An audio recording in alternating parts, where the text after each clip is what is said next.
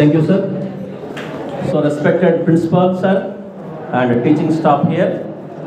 So, a good evening for all. How are you, students? So ఇంకా ఫైన్గా ఉండాలని చెప్పేసి ఈ ప్రోగ్రామ్ అరేంజ్ చేశారు. మీరు ఉన్నప్పటికంటే ఈ ఫైన్నెస్ కంటే ఇంకా more fineness. So this is the day, a crucial one for the youth it self. అంటే యూతే కాకుండా చాలామంది కూడా చాలా అవసరమైనటువంటి రోజు ఇది. కానీ మీకు మరింత ప్రామినెన్స్ డే ఇది. సరే, ఇది ఒక స్పీచ్ లాగా కాకుండా మై ఎక్స్పీరియన్స్ అనేది మీతో షేర్ చేసుకుంటే బాగుంటుంది అనిపిస్తుంది నాకైతే మాత్రం. So listen carefully. ఒక ఫైన్ మార్నింగ్, ఒక 8 అరౌండ్ ద టైం మార్నింగ్ సెషన్లో నాకు ఒక ఫోన్ కాల్ వచ్చింది.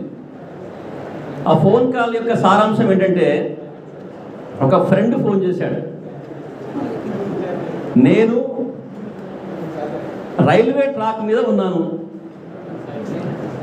అంటే మొత్తం చెప్పాలంటే టైం పడుతుంది కదా, సారాంశం మాత్రం చెప్తున్నాను. I'm going to suicide. So చాలా క్లోజ్ ఫ్రెండ్, నాకు ఒక 30 ఇయర్స్ నుంచి నా బీఈడి క్లాస్మేట్. నేను బ్యాచులర్ ఆఫ్ ఎడ్యుకేషన్ బీఈడి చేశాను. నా బీఎడ్ క్లాస్మేట్ అతను, చాలా క్లోజ్ ఫ్రెండ్ అనమాట. సరే, అతను చెప్పినటువంటి కాజెస్ అన్నీ విన్నాను. కాసేపు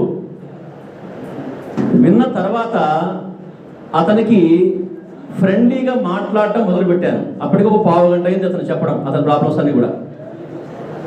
సరే, నేను నాదైన పద్ధతిలో ఏదో చెప్తూ ఉన్న తర్వాత ఇంకొక పావు గంట గడిచింది.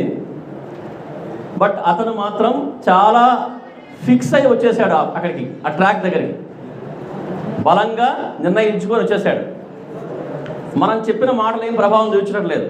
ఏం చెప్పినా కూడా నేను కాస్త సైకాలజీ, కాస్త పర్సనల్ డెవలప్మెంటు, పుస్తకాలు చదవడం, చాలా ప్రాక్టీస్ ఉంది నాకు మాట్లాడటము, అందరితో షేర్ చేసుకునే విషయాల్లో. సో నాకున్న నాలెడ్జ్ అంతా ప్రయోగించాను అతని మీద. Maybe some experience. బట్ అతను కంక్లూడ్ కావడం లేదు. అతనికి ఉన్న సమస్య చాలా తీవ్రమైంది. He decided, వచ్చేసాడంతే. నాకు చెప్పాలని చెప్పి ఫోన్ చేశాడంతే. ఇక లాస్ట్లో నా ప్రయత్నం లాస్ట్లో నాకే ఒక కొత్త ఆలోచన వచ్చింది. ఏమడిగానంటే, నువ్వు ఇంత బలంగా డిసైడ్ చేసుకున్నావు కదా, నాకెందుకు ఫోన్ చేసావని అడిగాను. అవసరం లేదు కదా, నాకు ఫోన్ చేసావంటేనే ఎక్కడో నువ్వు 100% డిసైడ్ కాలేదు. నువ్వు ఏమైనా అన్నాడు.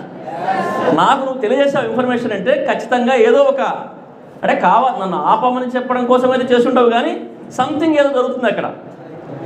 నన్ను నువ్వు రెస్పెక్ట్ చేసినందుకు, యాజ్ ఎ ఫ్రెండ్గా నాకు నువ్వు ఇన్ఫర్మేషన్ చెప్పినందుకు ఒక్క మాట, నా మాట వినాలి. నువ్వు ఆత్మహత్య చేసుకుందువు కానీ ఇబ్బంది ఏం లేదు, కానీ నాకు ఫోన్ చేసినందుకు నా మాట అయితే ఒకటి వినాలి. ఏంటది? ఏమది అన్నాడు. ఇది టైం అంతా ఇప్పుడు 8:30 అయింది. అప్పటికి ఇంకొక 12 అవర్స్ ఆగలవా ఆత్మహత్య చేసుకోవడానికి? రేపు చేసుకుందువు కానీ. ఎందుకురా అన్నాడు. నేను ఇక్కడి నుంచి అక్కడికి బయలుదేరి పోవాలంటే 12 అవర్స్ పడుతుంది అనమాట. వైజాగ్ అతని ప్లేస్. ఇది రియల్ అండి, మీకేదో సెషన్ కోసం నేను కనిపించుకొని చెప్పట్లేదు. సో వైజాగ్ వెళ్ళాలంటే 12 అవర్స్ పడుతుంది కదా మినిమం, కనీసం. ఆ టైం అడిగాను, చెప్పలేదు, వస్తానని చెప్పలేదు. 12 అవర్స్ నాకు టైం కావాలి, ఆగలవా? క్వశ్చనే లేదు. ఇంత రెడీ అయిపోయి ఇక్కడికి వచ్చేస్తే మనం నీకోసం 12 అవర్స్ ఆగాలా? మరి ఎందుకు ఫోన్ చేసావు? అయితే అక్కడే బిగించేసవుతుంది. నువ్వు నాకు ఫోన్ చేశావు కాబట్టి, కనీసం నా మాట వినాలి కాబట్టి నాకు ఆ టైం నువ్వు ఇవ్వాలి. నేను ఇప్పుడు ఇక్కడ ట్రైన్ ఉంది, అప్పుడే మార్నింగ్ 9:30 ట్రైన్ అనమాట. టైం అవుతుంది, నేను ఇంకా మొహం కూడా కడుక్కోలేదు. సో 9:45 వాడు మాట్లాడుతూనే ఉన్నాడు కదా 8 నుంచి. సో ఆపాను అతన్ని. నాకు రేపు మార్నింగ్ వరకు నువ్వు ఆగాలి, నేను అక్కడికి వస్తాను. ఆ టైం నాకు ఇచ్చే మాట అయితే యాజ్ ఎ ఫ్రెండ్గా నువ్వు రెస్పెక్ట్ చేసినందుకు, సో చేసిన కాల్కి రెస్పెక్ట్ ఉన్నట్టు అడిగా. సో అది కూడా చెప్పంగా ఒప్పుకున్నాడు లాస్ట్ ఫైనల్కి. మరి పోకుండా ఆగానా? సో అప్పటికప్పుడు మిద్దె నుంచి కిందకి వచ్చేసి డ్రెస్ అప్ అయి టిఫిన్ చేసేసి ట్రైన్ 9:45 ట్రైన్ ఎక్కేశాను. సో విజయవాడ వెళ్ళేసరికి, అది విజయవాడ వరకే ట్రైన్ అది. సో మళ్ళీ అక్కడి నుంచి బస్సు. సో ఆ బస్సు పట్టుకొని నైట్ 11కి వైజాగ్ చేరుకున్నా. సో అతను రిసీవ్ చేసుకున్నాడు. ఆ రాత్రి ఏదో కొద్దిసేపు మాట్లాడాం. మళ్ళీ ఉదయం లేసాం. సింహాచలం కొండ ఉంది కదా, సింహాచలం కొండ మీద తీసుకెళ్ళాం అతన్ని. ఇక స్టార్ట్ అయింది కౌన్సిలింగ్. సో ఈవినింగ్ 4 దాకా మధ్యాహ్నం ఏదో అక్కడ ఫ్రూట్స్ ఉంటే తిన్నాం, లంచ్ కూడా లేదు. అతని యొక్క స్టోరీ అంతా చెప్తూనే ఉన్నాడు. సో ఫస్ట్ అవర్స్ టుగెదర్ విన్నా, మొత్తం అతని ప్రాబ్లం అంతా చెప్పాడు. అవర్స్ టుగెదర్ ఓపిక్గా సహనంగా విన్న తర్వాత సో ఒక్కొక్క అంశాన్ని తీసుకొని నువ్వు ఈ డెసిషన్ తీసుకోవడానికి కారణం ఏంటి అని చెప్పేసి డిస్కస్ చేసుకుంటూ సాయంత్రం అయ్యేసరికి అతను ఉన్నటువంటి ఆ వెయిట్ అన్నమాట, తలలో ఏదైతే భారం ఉందో. ఇక్కడ ఒక చాలా చిన్న అంశం మీకు చెప్తాను, ఎవరికైనా కూడా దీంట్లో సైకాలజిస్టులు సైకియాట్రిస్టులు అందరూ వచ్చేసి ఆపేంత అవసరం కూడా లేదండి. ఎవరన్నా ఒక క్లోజ్ ఫ్రెండ్ అతని బాధను వింటే చాలు, వినేవాడు కావాలి. ఈ రోజుల్లో అలా డిసైడ్ చేసుకున్న వాళ్ళు చెప్పరు. ఒకవేళ చెప్పడానికి మొదలు పెడితే ముందే ఖండించేసి పక్కెళ్ళిపోతారనమాట. ఎక్కువసేపు వినేంత ఓపిక ఎవరికి లేదు. లిజనింగ్ అనే హ్యాబిట్ పూర్తిగా పోయిందనమాట. సో సాయంత్రానికి ఇక అతను చెప్పిన అంశాల ఆధారంగా కొన్ని చిన్న పాయింట్స్ చెప్పుకుంటూ ఎట్టకేలకు నైట్ కల్లా అతను ఒక ఫ్రెష్గా అయిపోయి ఆ ప్రయత్నాన్ని ఆపేసుకున్నాడు. సో ఆ నైటే నేను బయలుదేరేసి మళ్ళీ రిటర్న్ బ్యాక్ అయ్యాను. సో ఈ ఎక్స్పీరియన్స్ నాకు ఇక్కడ మాట్లాడటానికి ఒక అర్హత, అంటే ఒక ఆత్మహత్యను నేను ఆపగలిగాను నా మిత్రుడి. లేకపోతే ఆ రోజు డెత్ న్యూసే వచ్చేది మరుసటి రోజు నాకు. సో ఆ అర్హతతోటి మీ ముందు ఇక్కడ నిలబడ్డాను, దానితో మాట్లాడుతూ ఉన్నాను. సో నెక్స్ట్, సరే మనకి ఇన్ఫర్మేషన్ కొంత షేర్ చేసుకోవాలి దీంట్లో. అంటే ఏ ఇన్ఫర్మేషన్ అంటే ప్రతి 45 సెకండ్స్కి వరల్డ్ మొత్తం మీద ఒక డెత్ జరుగుతూ ఉంది, ఆత్మహత్య జరుగుతూ ఉంది. హత్య అంటే ఏంటి, ఆత్మహత్య అంటే ఏంటి? హత్య వేరే వాళ్ళు చేసేది, అంటే ఇది కూడా హత్యే కదా. సో ఇండియన్ పీనల్ కోడ్ ప్రకారం ఆత్మహత్య కూడా నేరమే, అవునా కదా? తెలుసు కదా ఈ విషయం. ఆత్మహత్య చేసి బ్రతికి విరమించుకున్న తర్వాత వాస్తవంగా అయితే కేసు పుటప్ చేసి అరెస్ట్ చేసి జైలు పెట్టాలి, నేరమే కదా అది. కానీ అది ఎవరు చేయరు, బతికాడు కాబట్టి వదిలేస్తూ ఉంటారు. సో వాళ్ళకి కౌన్సిలింగ్ ఇచ్చేసి పక్కన పెట్టేస్తారు. అలాగే ప్రతి 3 సెకండ్లకు ఒక ఆత్మహత్య ప్రయత్నం జరుగుతుంది, ప్రతి 3 సెకండ్స్కి వరల్డ్ మొత్తం మీద. గుర్తుపెట్టుకోండి, గత సంవత్సరం మన ఇండియాలో అయితే 1,60,000 మంది లిటరల్గా ఆత్మహత్య చేసుకున్నారు, అన్ని సెక్షన్స్ ఆఫ్ పీపుల్. చూడండి ఎలా జరుగుతుందో. అంటే ప్రయత్నము ప్లస్ ఆత్మహత్య. మరి ప్రయత్నం చేసే వాళ్ళ రేట్ ఇంకా ఎంత ఉంటుంది చెప్పండి కదా. సో దాంట్లో ఉన్నటువంటి ఏకైక అంశం ఏంటంటే ఆత్మహత్య అనేది నివారించదగ్గది. మిగతా రకరకాల డెత్స్ అన్నీ కూడా నివారించలేనివి, వ్యాధులు కావచ్చు, లేదా ఎవడన్నా క్రిమినల్ చంపడానికి ముందే ఫిక్స్ కావచ్చు, అవి నివారించలేవు కొంతమందిని. కానీ ఆత్మహత్య అనేది ఖచ్చితంగా నివారించదగిందే. మరి దీనికి ఏం కావాలి, ఏమి చేయాలి అంటే చైతన్యపరచాలి, అనలైజ్ చేయాలి, వాళ్ళ యొక్క బాధలు వినాలి. సో దాన్ని అడ్రస్ చేసేటటువంటి ఒక ఫ్రెండ్ దొరకాలి, లేదా ఒక మెకానిజం ఉండాలి. సో అలా చైతన్యపరచడమే కాకుండా దాన్ని ప్రాక్టికల్గా ఇంప్లిమెంట్ చేయాలి, సపోర్ట్ సిస్టమ్ మెకానిజం తయారు చేసుకోవాలి. ఇది ఒక నినాదం అన్నమాట. ఆత్మహత్య నివారించదగ్గదే, చైతన్యపరిచి వాళ్ళని కార్యాచరణ వైపుకు మనం సహాయం అందించాలి అనేది ఒక స్లోగన్. ఇక్కడ వాళ్ళకి కావాల్సింది ఏంటంటే ఆ టైంలో వాళ్ళు ఏమనుకుంటారంటే నా సమస్యకు పరిష్కారం లేదు, ఈ భూమి మీద నా సమస్యకు పరిష్కారం చూపేవాళ్ళే లేరు, కాబట్టి సొల్యూషన్ అంటే ఎండ్ సొల్యూషన్ లైఫ్ను విరమించుకోవడం అని నిశ్చయానికి వచ్చేస్తారు. మరి వాళ్ళకి ఏం కలిగించాలి? ఆ సమస్యకు పరిష్కారం ఉంది. ఈ భూమి మీద పరిష్కారం లేని సమస్యలు ఉంటాయా? మన ఇంజనీరింగ్ వాళ్ళం ఉండేది కదా, వీరంతా కూడా సొల్యూషన్ కనుక్కోవడానికే ఉన్నారు అందరూ కూడా. కాబట్టి ఆ సొల్యూషన్స్ ఎక్కడో ఒక చోట దొరుకుతాయన్న నమ్మకాన్ని వాళ్ళకు కలిగించాలి. అలాగే బ్రతుకు మీద తీపిని ఆశను పెంపొందింప చేయాలి. వాళ్ళకి బ్రతుకంటేనే ఒక వెక్సింగ్ వచ్చేసి ఉంటుంది, నిరాశ వచ్చేసి ఉంటుంది, దాని మీద తీవ్రమైనటువంటి ఒక నిరాసక్తత వాళ్ళలో ఎంటర్ అయిపోయి ఉంటుంది అప్పటికే. మీ అందరికీ ఇమ్యూనిటీ పవర్ అంటే తెలుసు కదా, మన బాడీలో ఇన్బిల్ట్గా ఉంటుంది, మన పుట్టుకతోనే ఉంటుంది ఇమ్యూనిటీ పవర్. ఇక్కడ తమాషా ఏంటంటే ఆ టైంలో వాళ్ళకి కావాల్సింది ఎమోషనల్ ఇమ్యూనిటీ. ఈ పదాన్ని జాగ్రత్తగా వినండి. ఎమోషనల్ ఇమ్యూనిటీ అంటే భావోద్వేగపరమైనటువంటి నిరోధక శక్తి, అది కోల్పోయి ఉంటుంది వాళ్ళ టైంలో. మనం ప్రశాంతంగా ఉన్నప్పుడు ఎలా ఉంటాం? హ్యాపీగా, ఆనందంగా ఉంటాం. వాళ్ళకి అది కంప్లీట్గా లెస్ అయిపోయి ఉంటుంది. ఇకపోతే అప్పుడు జరిగేటటువంటి మార్పు ఏందయ్యా అంటే వాళ్ళకి బ్రెయిన్లో కొన్ని హార్మోన్స్ రిలీజ్ అవుతూ ఉంటాయి, తెలుసు కదా, సెరటోనిన్, ఎండార్ఫిన్, ఐడియా ఉందా? ఎన్ఎస్లో వస్తాయి మనకి. మనం ఆనందంగా ఉన్నప్పుడు, హ్యాపీగా ఉన్నప్పుడు మనకి ఈ హార్మోన్స్ రిలీజ్ అవుతాయి. ఆ టైంలో వాళ్ళకి ఆ సెరటోనిన్ అనే హార్మోను రిలీజ్ కాకుండా తగ్గిపోతుంది. దాంతో మనం ఎన్ని మాటలు చెప్పినా కూడా కొద్దిసేపు బాగుంటారు, మళ్ళీ కొద్దిసేపు ఆ కండిషన్కి వెళ్ళిపోతూ ఉంటారు. దాన్ని ఏమంటామంటే డిప్రెషన్ అంటాం. ఇందా సార్ చెప్పినట్టు ఎన్ని ఉన్నాయో చెప్తాను, అన్ని రకాల కారణాలు చెప్తాను, దీనికి కారణాలు. సో ఆ హార్మోన్ ఇంక్రీజ్ కావాలి అంటే కొన్ని సందర్భాల్లో మాటల వల్ల ఇంక్రీజ్ కాదు, సపోర్ట్ సిస్టమ్ వల్ల ఇంక్రీజ్ కాదు. మనం ఎన్ని చెప్పినా కూడా అది డెవలప్ కాదు, క్రియేట్ కాదు. సో అప్పుడు ఖచ్చితంగా సైకియాట్రిస్ట్ దగ్గరికి వెళ్ళాల్సిందే. ఎవరైనా ఇద్దరుంటారు.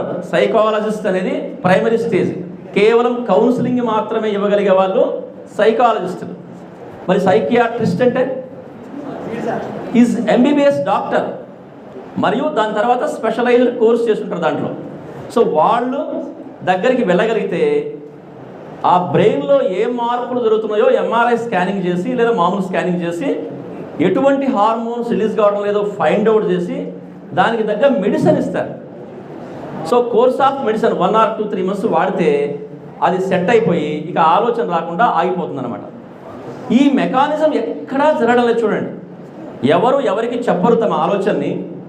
అదేవిధంగా చెప్పిన తర్వాత కూడా నెగ్లెక్ట్ చేస్తూ ఉంటారు ఫ్రెండ్స్ అందరూ కూడా, ఆ ఏదో వాడు వాగేస్తున్నాడని చెప్పేసి. తర్వాత వచ్చేసి వాళ్ళని సరైన డైరెక్షన్ ఇవ్వరు. వాళ్ళకి సైకాలజిస్ట్ని కలవాలని చెప్పరు, ఇలా మెకానిజం ఉందని చెప్పరు. ఈ మీన్ టైంలో అతను తన డెసిషన్ని అమలు చేసేస్తాడు. జరిగే ప్రతి ఆత్మహత్య కూడా ఈ ప్రాసెస్ అనేది మొత్తం మిస్ అయిపోతుండబట్టే జరుగుతూ ఉంది, గుర్తుపెట్టుకోండి. మరి దానికి ఏం చేయాలి, ఏమి సమస్యలు ఉన్నాయి? మీరందరూ కూడా పల్లెటూళ్ళలో ఉన్నవాళ్ళు చాలామంది ఉంటారు ఇక్కడ, మీకు అందరికీ కూడా కాజెస్ చాలా బాగా తెలుసు. టౌన్లో ఉన్న వాళ్ళు కూడా అర్థమవుతుండే కొన్ని విషయాలు మీ అందరికి కూడా. మొట్టమొదటిగా ఎక్కువ ఆత్మహత్యలు జరిగేటటువంటి సమస్య ఏంటి చెప్పండి, ఎవరికైనా ఐడియా ఉందా?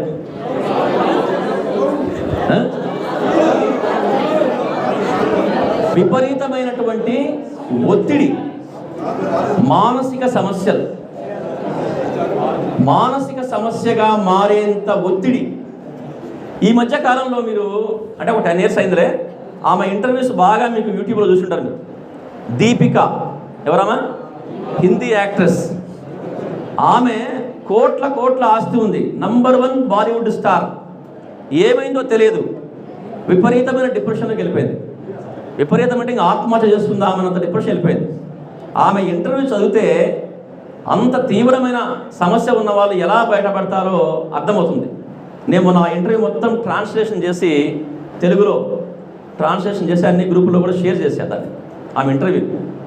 సో ఆమెకు ఖచ్చితంగా ఒక సైకాలజిస్టు, సైకియాట్రిస్టు హెల్ప్ తీసుకొని ఒక అద్భుతమైన ప్లానింగ్ తోటి దాంట్లో నుంచి బయటపడి మళ్ళీ ఈరోజు బ్రహ్మాండంగా స్టార్ లాగా ఉంది. అంటే ఇక్కడ మనకి సపోర్ట్ మెకానిజం అనేది టయానికి అందడం అనేది చాలా చాలా ఇంపార్టెంట్. సో రీసెంట్గా మార్కాపూర్లో ఒక టీచర్ ఆత్మహత్య చేసుకున్నాడు. మా కొలీగే, మాకు తెలిసిన వ్యక్తే. ఆత్మహత్య చేసుకోబోయే వాళ్ళు చెప్పకుండానే చాలా సిగ్నల్స్ వదిలిపెడతారు. ఈ పాయింట్ క్యాచ్ చేయండి. విషయం చెప్పరు, కానీ వాళ్ళు ఇచ్చే సిగ్నల్స్ అన్నీ కూడా ఆ వైపుగా ఉంటాయి. ఎందుకంటే నిర్ణయించుకొని ఉంటారు కదా లోపల. నిర్ణయించుకున్నవాడు అంతిమ సందేశాన్ని డిఫరెంట్ మోడ్స్లో వదులుతూ ఉంటాడు.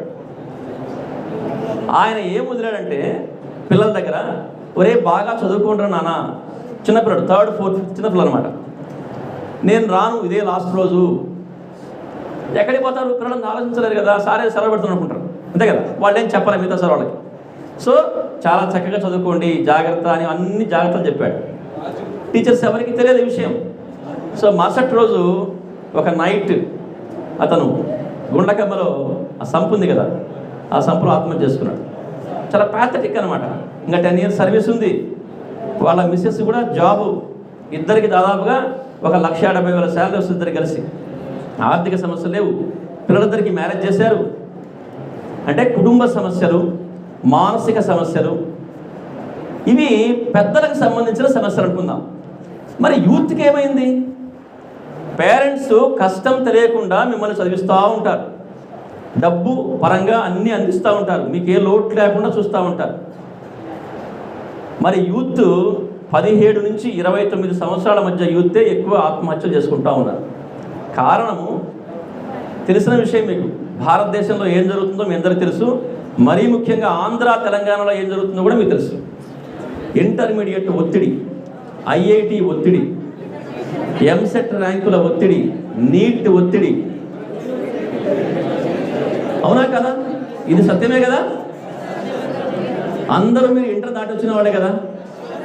సో మన క్యాలిబర్ ఒకటి ఉంటుంది, ఎక్స్పెక్టేషన్స్ వేరే విధంగా ఉంటాయి. మనది మనకు తెలుసు, యాజ్ ఎ స్టూడెంట్గా మీకు ఎంతవరకు మీరు దాన్ని చేయగలరో మీకు అర్థమవుతూ ఉంటుంది. కానీ ఎక్స్పెక్టేషన్స్ ఎక్కువ. ఫస్ట్ పేరెంట్స్ ఎక్స్పెక్టేషన్స్, పేరెంట్స్ కారణం.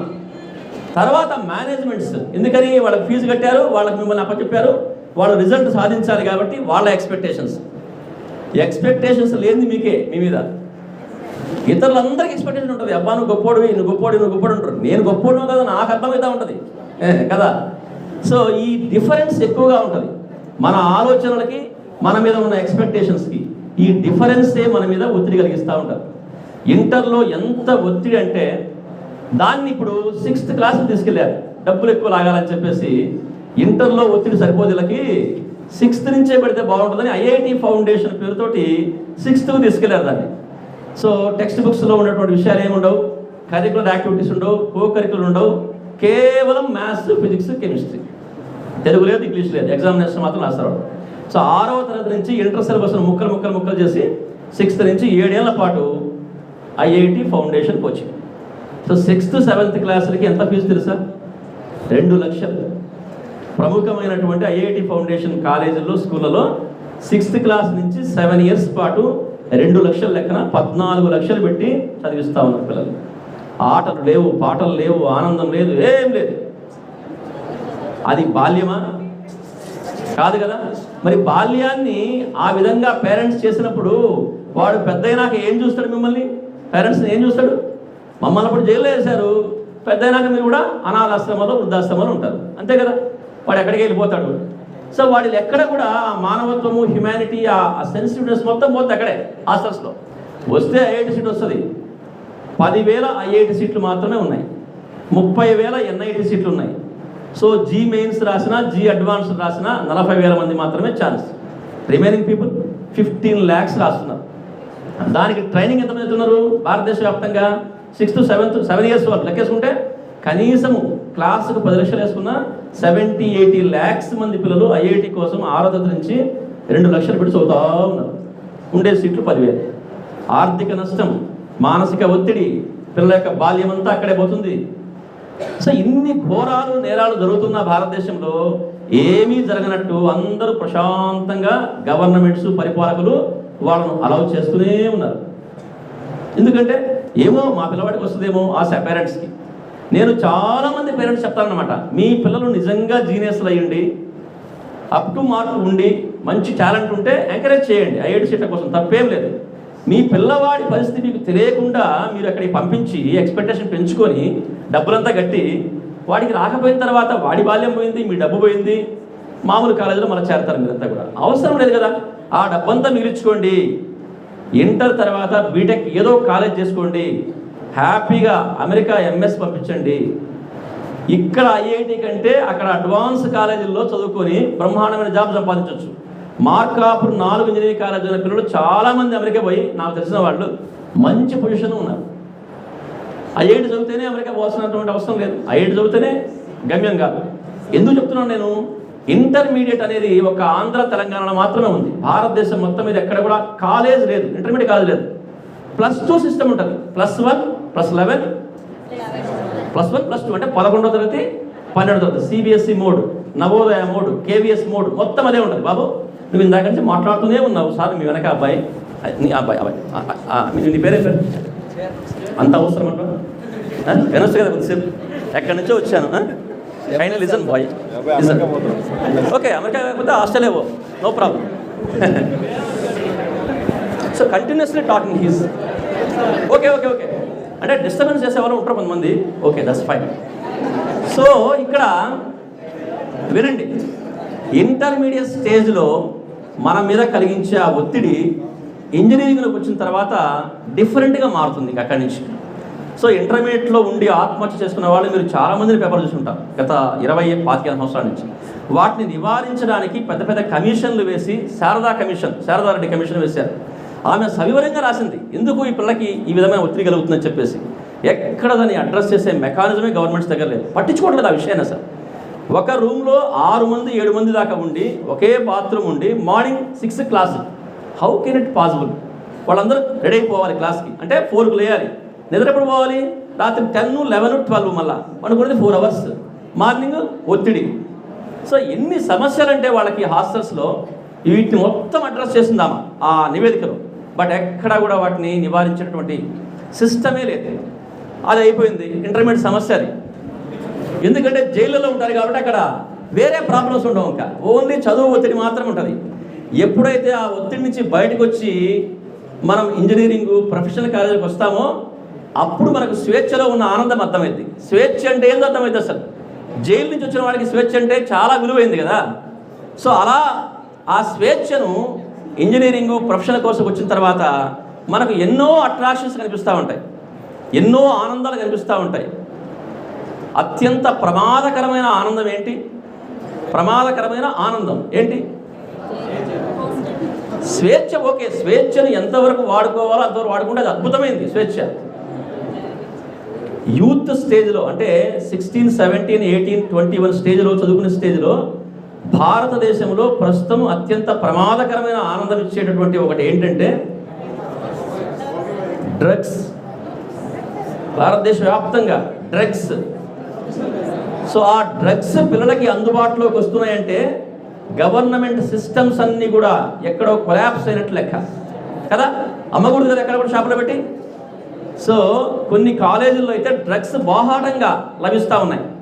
వాటిని వాడుతూ పిల్లలు తీవ్రమైనటువంటి మానసిక సమస్యలకు వెళ్ళిపోయి సో ఆత్మహత్య చేసుకోవడానికి డ్రగ్స్ అనేది ప్రధాన కారణం. యూత్, మనం యూత్ కాడికి వచ్చాం కాబట్టి ఆ యూత్ పాయింట్ ఆఫ్ వ్యూలో చెప్తున్నాం. తర్వాత ఇందాక ఇంటర్మీడియట్ ఒత్తిడి చెప్పాను, దాని పరంగా వచ్చేటటువంటి ఆత్మహత్యల పరిస్థితి. Okay, drugs 1, 2. తర్వాత ప్రొఫెషనల్ కోర్సెస్లో కూడా ఇప్పుడు ఏం ఒత్తిడి వచ్చిందంటే చెప్పండి, అకాడమిక్ క్రెడిట్స్ కదా మీకున్నాయి ఇక్కడ. సో క్రెడిట్స్ సాధించాలి, నెక్స్ట్ క్యాంపస్ ఇంటర్వ్యూలు కొట్టాలి, 21 yearsకే 10 lakhs కొట్టాలి, లేకపోతే వాడు పిల్లవాడే కాదు. ఓకేనా? సో ఇది కంపారిజన్స్ అనమాట. ఇంకా ప్రతి పిల్లవాడికి కంపారిజన్స్. మీ అబ్బాయి ఎక్కడ చదువుతున్నాడు? IIT పక్కన అన్నమాట చెప్తాను అనమాట. మా వాడు కిడ్స్. Okay, comparison. నెక్స్ట్ మీ వాడి క్యాంపస్ ఇంటర్వ్యూ వచ్చింది, మా వాడికి రాలేదు, వస్తే ఎంతో వచ్చింది. So everything comparison. ప్రొఫెషనల్ కోర్సెస్లో ఉన్న పిల్లలందరూ కూడా కంపారిజన్ భయంకరంగా పెరిగిపోయింది. సో కాలేజీ బయటకు వచ్చినప్పుడే జాబ్ రావాలని చెప్పేసి ఒక టైప్ ఆఫ్ టెండెన్సీ వచ్చేసింది. మా వయసులో మా హయాంలో క్యాంపస్ ఇంటర్వ్యూ అంటే అర్థం లేదు మాకు అసలు. బీటెక్లో డిగ్రీలు అయిపోయిన తర్వాత ఈ 3 yearsకో 4 yearsకో 5 yearsకో ఏదో జాబ్ వస్తే లైఫ్లోకి వెళ్ళిపోయే పరిస్థితి. సో 21కే జాబ్ వచ్చే పరిస్థితి గత 20 years నుంచి ఈ క్యాంపస్ ఇంటర్వ్యూ రూపేణ వచ్చేసింది. మంచిదే, వెల్కమ్. అంత తక్కువ ఏజ్లో మంచి శాలరీస్, మంచి ఉద్యోగాలు వస్తే మంచిదే. బట్ ఎన్ని ఉద్యోగాలు ఉన్నాయి, ఎంతమందికి వస్తాయి? పర్సెంటేజ్ ఉంటుంది కదా. మరి అలా ఉన్నప్పుడు, సిచ్యువేషన్ ఆ విధంగా ఉన్నప్పుడు మనం అంత తీవ్రమైనటువంటి ఆ క్యాంపస్ ఇంటర్వ్యూ వ్యామోహంతో ఉంటే, అంటే ఉండకూడదని అంటాం లేదు, సమస్య చెప్తున్నాను నేను. ఆ ఒత్తిడి ఈ 4 years ని పనిచేస్తూనే ఉంటారు. నెక్స్ట్ మనమంతా కూడా ఇప్పుడంతా ఇంగ్లీష్ మీడియం పిల్లలే కదా, దాదాపుగా ఇంటర్మీడియట్ 10th class అంతా. ఎవరైనా తెలుగు మీడియం ఉన్నారా? ఉంటారు జనరల్గా. తెలుగు మీడియం పిల్లలు ఇంటర్మీడియట్ ఇంజనీరింగ్ రావడంలో ఆ ఇంగ్లీష్ లాంగ్వేజ్ యొక్క సమస్యలు, ప్రాబ్లమ్స్. ఈ ప్రాబ్లము బీహార్ నుంచి ఒక అమ్మాయి చెప్తే, ఆన్లైన్ యూట్యూబ్ ఇంటర్వ్యూ విన్నాను. అమ్మాయి అత్యంత సాధారణమైనటువంటి విలేజ్, ఎటువంటి ఫెసిలిటీస్ లేవు, కరెంట్ కూడా లేదు ఆ ఊర్లో. ఆ అమ్మాయి చిన్నప్పటి నుంచి మంచి షార్ప్ అనమాట. But Bihari language medium, Hindi లాగా ఉంటుంది అనుకోండి. సో అక్కడి నుంచి బయటకు వచ్చిన అమ్మాయి ఒక ఇంజనీరింగ్ కాలేజీకి వచ్చింది. పాపం అన్ని దాటుకొని ఇంటర్మీడియట్ చదువుకొని ఆ అమ్మాయికి మంచి ర్యాంక్ వస్తే కూడా వాళ్ళ ఫాదర్ చేర్పించలేక స్థానిక దగ్గర ఉన్న ఇంజనీరింగ్ కాలేజ్ చేర్పించాడు. ఆ అమ్మాయి చేసిన ఫస్ట్ ఫేస్ సమస్య ఏంటంటే ఒక ప్రాక్టికల్స్ ల్యాబ్లోకి వెళ్ళిందంట. వాళ్ళ కెమిస్ట్రీ మాస్టరు ఏదో క్వశ్చన్ వేసాడు. ఆ అమ్మాయికి తెలుసు ఆన్సర్, బట్ హిందీ లాంగ్వేజ్లో తెలుసు, ఇంగ్లీష్లో చెప్పాలి కదా అక్కడ. ఇంగ్లీష్ చెప్పలేకపోయింది అమ్మాయి. సో ఆ మాస్టర్ అన్న మాట, ఆ అమ్మాయి సాయంత్రానికల్లా బ్యాగ్ అంతా సర్దుకొని వెళ్ళిపోదాం వాళ్ళ అమ్మకు ఫోన్ చేసింది. నేను వచ్చేస్తానే ఉండలేను, ఇది నా సమాజం కాదు, మన సమాజం కాదు, ఇది వేరే, వాళ్ళ మాటలు వేరే, వాళ్ళ పద్ధతులు వేరే, మనలాగా ఇక్కడ మనుషులు లేరు అమ్మ, నేను వచ్చేస్తానని. వాళ్ళమ్మ పెద్ద కౌన్సిలర్. అప్పుడు వాళ్ళమ్మ ఫోన్లోనే, అమ్మ ఇన్ని కష్టాలు అక్కడ దాకా వెళ్ళావు, నువ్వు మానుకొని వస్తే నీతో ఆగది, ఈ ఊర్లో ఉన్న పిల్లలు ఎవరిని ఇంకా పంపరు వేరే పేరెంట్స్ బయటికి, నువ్వు వాళ్ళకి మార్గదర్శకత్వం వహిస్తున్నావు, నువ్వు ఒక్కదాని అక్కడ నిలబడితే నెక్స్ట్ చాలామంది కూడా చదువుకుంటారు, కాబట్టి నీకోసము ప్లస్ వాళ్ళ కోసం నువ్వు నిలదొక్కమ్మా అని చెప్పేసి ఆపింది. ఇది ఫస్ట్ టైం. రెండోసారి ఆ అమ్మాయి ఏదో సెమినార్ లాంటిది ఇస్తూ ఉంటారు కదా మీరందరూ కూడా, మైక్ తీసుకొని ఇంగ్లీష్లో. సో ఆ అమ్మాయి ఎంతో కష్టపడి పాపం అది నేర్చుకొని అక్కడికి వెళ్ళింది, తెలిసింది, 2 మాటలు మాట్లాడింది, లాంగ్వేజ్ ప్రాబ్లము, అందరూ పక్క ఇందాక అబ్బాయి మాట్లాడుతున్నట్టు అందరూ నవ్వారు. సో ఇటువంటి మేము చాలా మంది చూసుకుంటే మాకే అనిపిస్తుంది. సో ఆ పాపకి పాపం చాలా బాధ అనిపించింది, ఆత్మహత్య చేసుకుందామన్నంత బాధ వేసింది అమ్మాయి. సో చివరిగా మొన్న నా ఫ్రెండ్ నాకు ఫోన్ చేసినట్టు మళ్ళీ వాళ్ళ అమ్మ ఫోన్ చేసుకుంది, అమ్మా నీకు చివరిసారిగా ఫోన్ చేస్తున్నాను, నేను ఉండనని చెప్పేసి. ఇంకా ఆమె లబోదేబో ఏడ్చి మొత్తుకొని ఫోన్లో మాట్లాడుకొని మళ్ళీ వచ్చి అక్కడికి వచ్చి ఆమె ధైర్యం చెప్పి ఆపింది. మీ భాషలో చెప్పాలంటే సీన్ కట్ చేస్తే ఆల్ ఇండియా ఐఈఎస్ తెలుసు కదా, engineering services, all India first వచ్చింది అమ్మాయి. తర్వాత ఇండియన్ ఇంజనీరింగ్ సర్వీస్లో ఫస్ట్ కెమిస్ట్రీలో ఇంగ్లీష్లో మాట్లాడలేని అమ్మాయి, సెమినార్ చెప్పలేని అమ్మాయి, అందరికీ ఐఐటి వాళ్ళందరూ రాసినటువంటి ఇంజనీరింగ్ సర్వీసెస్ ఎగ్జామ్లో ఆల్ ఇండియా ఫస్ట్ వచ్చింది. తర్వాత అమ్మాయి ఊరుకుందా? ఆ జాబ్ వచ్చిన తర్వాత జాబ్ చేస్తుంటే అమ్మాయికి తీవ్ర అసంతృప్తి. అసలు ఆ అమ్మాయి ఏం కావాలనుకుందో ఆ అమ్మాయికి అర్థం కాలేదు, ఏంటి నా ప్యాషన్ ఏంటి. మళ్ళీ వాళ్ళ అమ్మాయి కౌన్సిలర్ అక్కడ. మళ్ళీ చూడండి తమాషా, నేను ఇందాక సార్ చెప్పారు, పెద్దలతోటి లింక్స్ మిస్ అయిపోయినాయి అందరికీ. అమ్మతో మాట్లాడడం, నాన్నతో మాట్లాడడం, తాతయ్యతో మాట్లాడడం, అమ్మమ్మతో మాట్లాడడం. మన పూర్వంలో జరిగింది మొత్తం కౌన్సిలింగ్, వాళ్ళే మనం చేశారు కౌన్సిలింగ్. వాళ్ళ సహచర్యంలో ఉంటే ప్రపంచంలో ఉన్న ఆనందం అంతా అక్కడే ఉంటుంది. అది మొత్తం మిస్ అయిపోయింది. మనకు tab, cell, computer, cinema, TV, cricket, వీళ్ళే ఫ్రెండ్స్, వాళ్ళే ఆరాధన భావాలు, వాళ్ళే హీరోస్. సో ఎప్పుడైతే ఇది మిస్ అయిందో వాళ్ళు చెప్పేది మీరు వినరు. నువ్వేందమ్మా చెప్పేది, వాళ్ళకి ఏం నాలెడ్జ్ ఎదుర్కొంటాం మనం. మనకి ఏడ్స్ వచ్చే నాలెడ్జ్ ఏంది, ఆత్మహత్య చేసుకునే నాలెడ్జ్, ఆత్మహత్య ఆలోచన వచ్చే నాలెడ్జ్ మంది. వాళ్ళు జీవితంలో ఎన్ని కష్టాలైనా ఎదుర్కొని పెరిగినటువంటి నాలెడ్జ్, వాళ్ళ అనుభవం వాళ్ళకి. సో ఎక్స్పీరియన్స్ స్పీక్స్, గుర్తుపెట్టుకోండి, knowledge is matter, experience speaks. అందుకే పెద్దల్ని, వాళ్ళ మాటల్ని సరే పాటిస్తారో పాటించారో తెలియదు, జస్ట్ వినండి, వింటే మీకు ఎక్కడో పాయింట్ మీకు నచ్చొచ్చు. సో వాళ్ళమ్మ మూడోసారి శ్రీకృష్ణుడిలాగా ఆ అమ్మాయి కౌన్సిలింగ్ చేసింది. ఏమని, అమ్మా నువ్వు ఇంత సాధించావు ఐఏఎస్, సో అక్కడ తృప్తి లేదంటున్నావు, నువ్వు చిన్నప్పుడు ఒక మాట చెప్పావు అమ్మా, 10th క్లాస్లో ఫస్ట్ వచ్చినప్పుడు. ఆ అమ్మాయి గుర్తు చేసింది, ఏమవుతావు అని చెప్పేసి విలేకరులు అడుగుతూ ఉంటారు కదా చిన్నప్పుడు మనం అందరినీ 10th క్లాస్ లెవెల్లో. ఆ అమ్మాయి నేను కలెక్టర్ అవుతాను అన్నప్పుడు అది పేపర్లో పడింది. ఆ కటింగ్ తీసుకొచ్చి ఆ అమ్మాయి చూపించింది. అప్పుడు గుర్తొచ్చింది ఆ అమ్మాయికి, ఓహో నేను ఏదో కావాలనుకున్నా, అసంతృప్తి ఇప్పుడు ఉంది, ప్రజలకు సేవ చేయాలి, నా యొక్క సర్వీసెస్, నా యొక్క లైఫ్ యొక్క సర్వీసెస్ సాక్రిఫైస్ చేయాలంటే మంచి జాబ్ ఏంటంటే ఐఏఎస్, కలెక్టర్ అని చెప్పేసి నిర్ణయించుకుంది అమ్మాయి. అప్పుడు క్లారిటీ వచ్చింది, వాళ్ళ అమ్మ కాళ్ళకు మొక్కింది. ఇంత క్లారిటీ నాకు ఎవరు ఇవ్వలేదమ్మా ఇంతవరకు, నేను చాలామంది మేధావులతో మాట్లాడాను కానీ. సో ఇక అమ్మాయి ఐఏఎస్ సివిల్స్ కూర్చుంది. First attempt all India number 1 rank, అది ఆ అమ్మాయి టాలెంట్. ఇన్ బిట్వీన్ ఈ లోపల ఆ అమ్మాయి 16 జాబ్స్ కొట్టింది, ఇంజనీరింగ్ జాబ్స్ అన్నీ కూడా. ఒక్క జాబ్ సెలెక్ట్ చేసుకుంది, ఐఏఎస్ చేరింది, ఐఈఎస్లో. తర్వాత ఐఏఎస్ ఫస్ట్ అయింది అమ్మాయి. నా బ్లాగ్లో మొత్తం ఆమె ఇంటర్వ్యూ రాశాను, నాకు ఒక బ్లాగ్ ఉంది. ఆ బ్లాగ్లో నా ఎక్స్పీరియన్సెస్ ప్లస్ ఇటువంటి అన్ని మంచి విషయాలు రాస్తూ ఉంటాను. సార్కి ఇస్తాను, లింక్ ఇస్తాను, తర్వాత చూడండి. ఆ బ్లాగ్లో ఆ అమ్మాయి ఇంటర్వ్యూ మొత్తం రాశాను నేను, ఎలా ఆ అమ్మాయి అది సాధించిందో. ఇక్కడ ఈ 2 స్టోరీస్ మీరు విన్న తర్వాత ఏం కావాలి మనకు రైట్ టైంలో అంటే, right guidance, right counselling, right person కావాలి ఫస్ట్. అసలు ఆ పర్సనే రైట్ పర్సన్ కావాలి. సో ఇంట్లో వాళ్ళు ఉంటే అద్భుతం, లేకపోతే అట్లీస్ట్ మంచి ఫ్రెండ్స్, ఒక 100 మంది ఫ్రెండ్స్ అవసరం లేదు. నేను ఒక కామెంట్, ఒక కోట్ చదివాను, కొన్ని వేల మంది నీకు ఫ్రెండ్స్ ఉన్నారంటే నువ్వు ఎవరికి ఫ్రెండ్ కావంట. అంతమంది ఫ్రెండ్స్ సాధ్యం కాదు కదా అసలు. సో ఫ్రెండ్స్ అంటే కనీసం 1 నుంచి 10 దాకా లెక్కేసుకుంటే అంతకంటే ఎక్కువ ఫ్రెండ్స్ ఉన్నారంటే టైం ఉంటుంది ఇంకా వాళ్ళతో స్పెండ్ చేసేది. అందరితో హాయ్ హాయ్ హలో హలో అని వెళ్ళిపోతాం. అది ఫ్రెండ్షిప్ కాదు కదా. సో నీ హార్ట్ టచ్ అయ్యేవాళ్ళు, డీప్గా ఆలోచించేవాళ్ళు, నీకు కన్సర్న్గా ఉండేవాళ్ళు కొద్దిమందే ఉంటారు ఫ్రెండ్స్. లాస్ట్లో మనం కొద్దిమందికే మన యొక్క అంతరంగాన్ని విప్పుతాం. అటువంటి ఫ్రెండ్స్ 1-2-3 చాలు. సో నాకు 35 years నుంచి ఫ్రెండ్స్ 4 ఉన్నారు. స్టిల్ ఇప్పటికీ ఫోన్ చేసుకుంటూ ఉంటాం. ఉత్తరాల దగ్గర నుంచి ఏం లేనప్పుడు ఉత్తరం రాసుకున్నాం, మెసేజ్లు ఉంటే మెసేజ్ చేసుకున్నాం, తర్వాత ఫోన్ చేసుకున్నాం, ల్యాండ్ ఫోన్, ఇప్పుడు cell phone, WhatsApp, message, phone call, video call. ఆ ఫ్రెండ్షిప్ కొనసాగుతూ ఉంది 35 years నుంచి. ఇందాక చెప్పిన ఫోన్ చేసిన అతను ఆ 35 years బీఈడీలో క్లాస్మేట్ అనమాట. స్టిల్ ఇప్పటికీ now he is an headmaster of high school. In between అది నాకు ఫోన్ చేసి అతను ఆత్మహత్య ఆపుకున్న తర్వాత కనీసం 5 కోట్లు సంపాదించాడు. ఏదో వేరే మార్గాలు అంటే రైట్ మార్గం ఉన్నాడు. అంటే అతను వెళ్ళిపోయి ఉంటే ఏమీ ఉండదు. ఈరోజు కంఫర్టబుల్ స్టేట్లో ఉన్నాడు. అంటే మనం ఇచ్చినటువంటిది ఏదో గొప్పదని నేను అనడం లేదు. జస్ట్ ఒక ఫ్రెండ్ ఏం చేయాలనో అది చేసి మనం కామ్గా ఉన్నాం. అదే జీవితాన్ని కంప్లీట్గా మారుస్తుంది. ఇంకొక ఎగ్జాంపుల్ చెప్తాను నేను, చాలా జాగ్రత్తగా వినండి. ఇది అంటే మనము అనుకోకపోతే ఎట్లా ఉంటుంది, అనుకుంటే ఎట్లా ఉంటుంది. ఇప్పుడు అనుకునే చెప్పాను. నాకు జ్ఞానం కలిగిన తర్వాత, తెలిసిన తర్వాత నేను ఏం చేయగలను అది చేశాను. ఏమి చేయలేకపోయినా కూడా చెప్తాను నా ఫెయిల్యూర్స్. ఒకటి, మా బంధువులే, 2 బంధువులు 2 స్టోరీస్ అనమాట.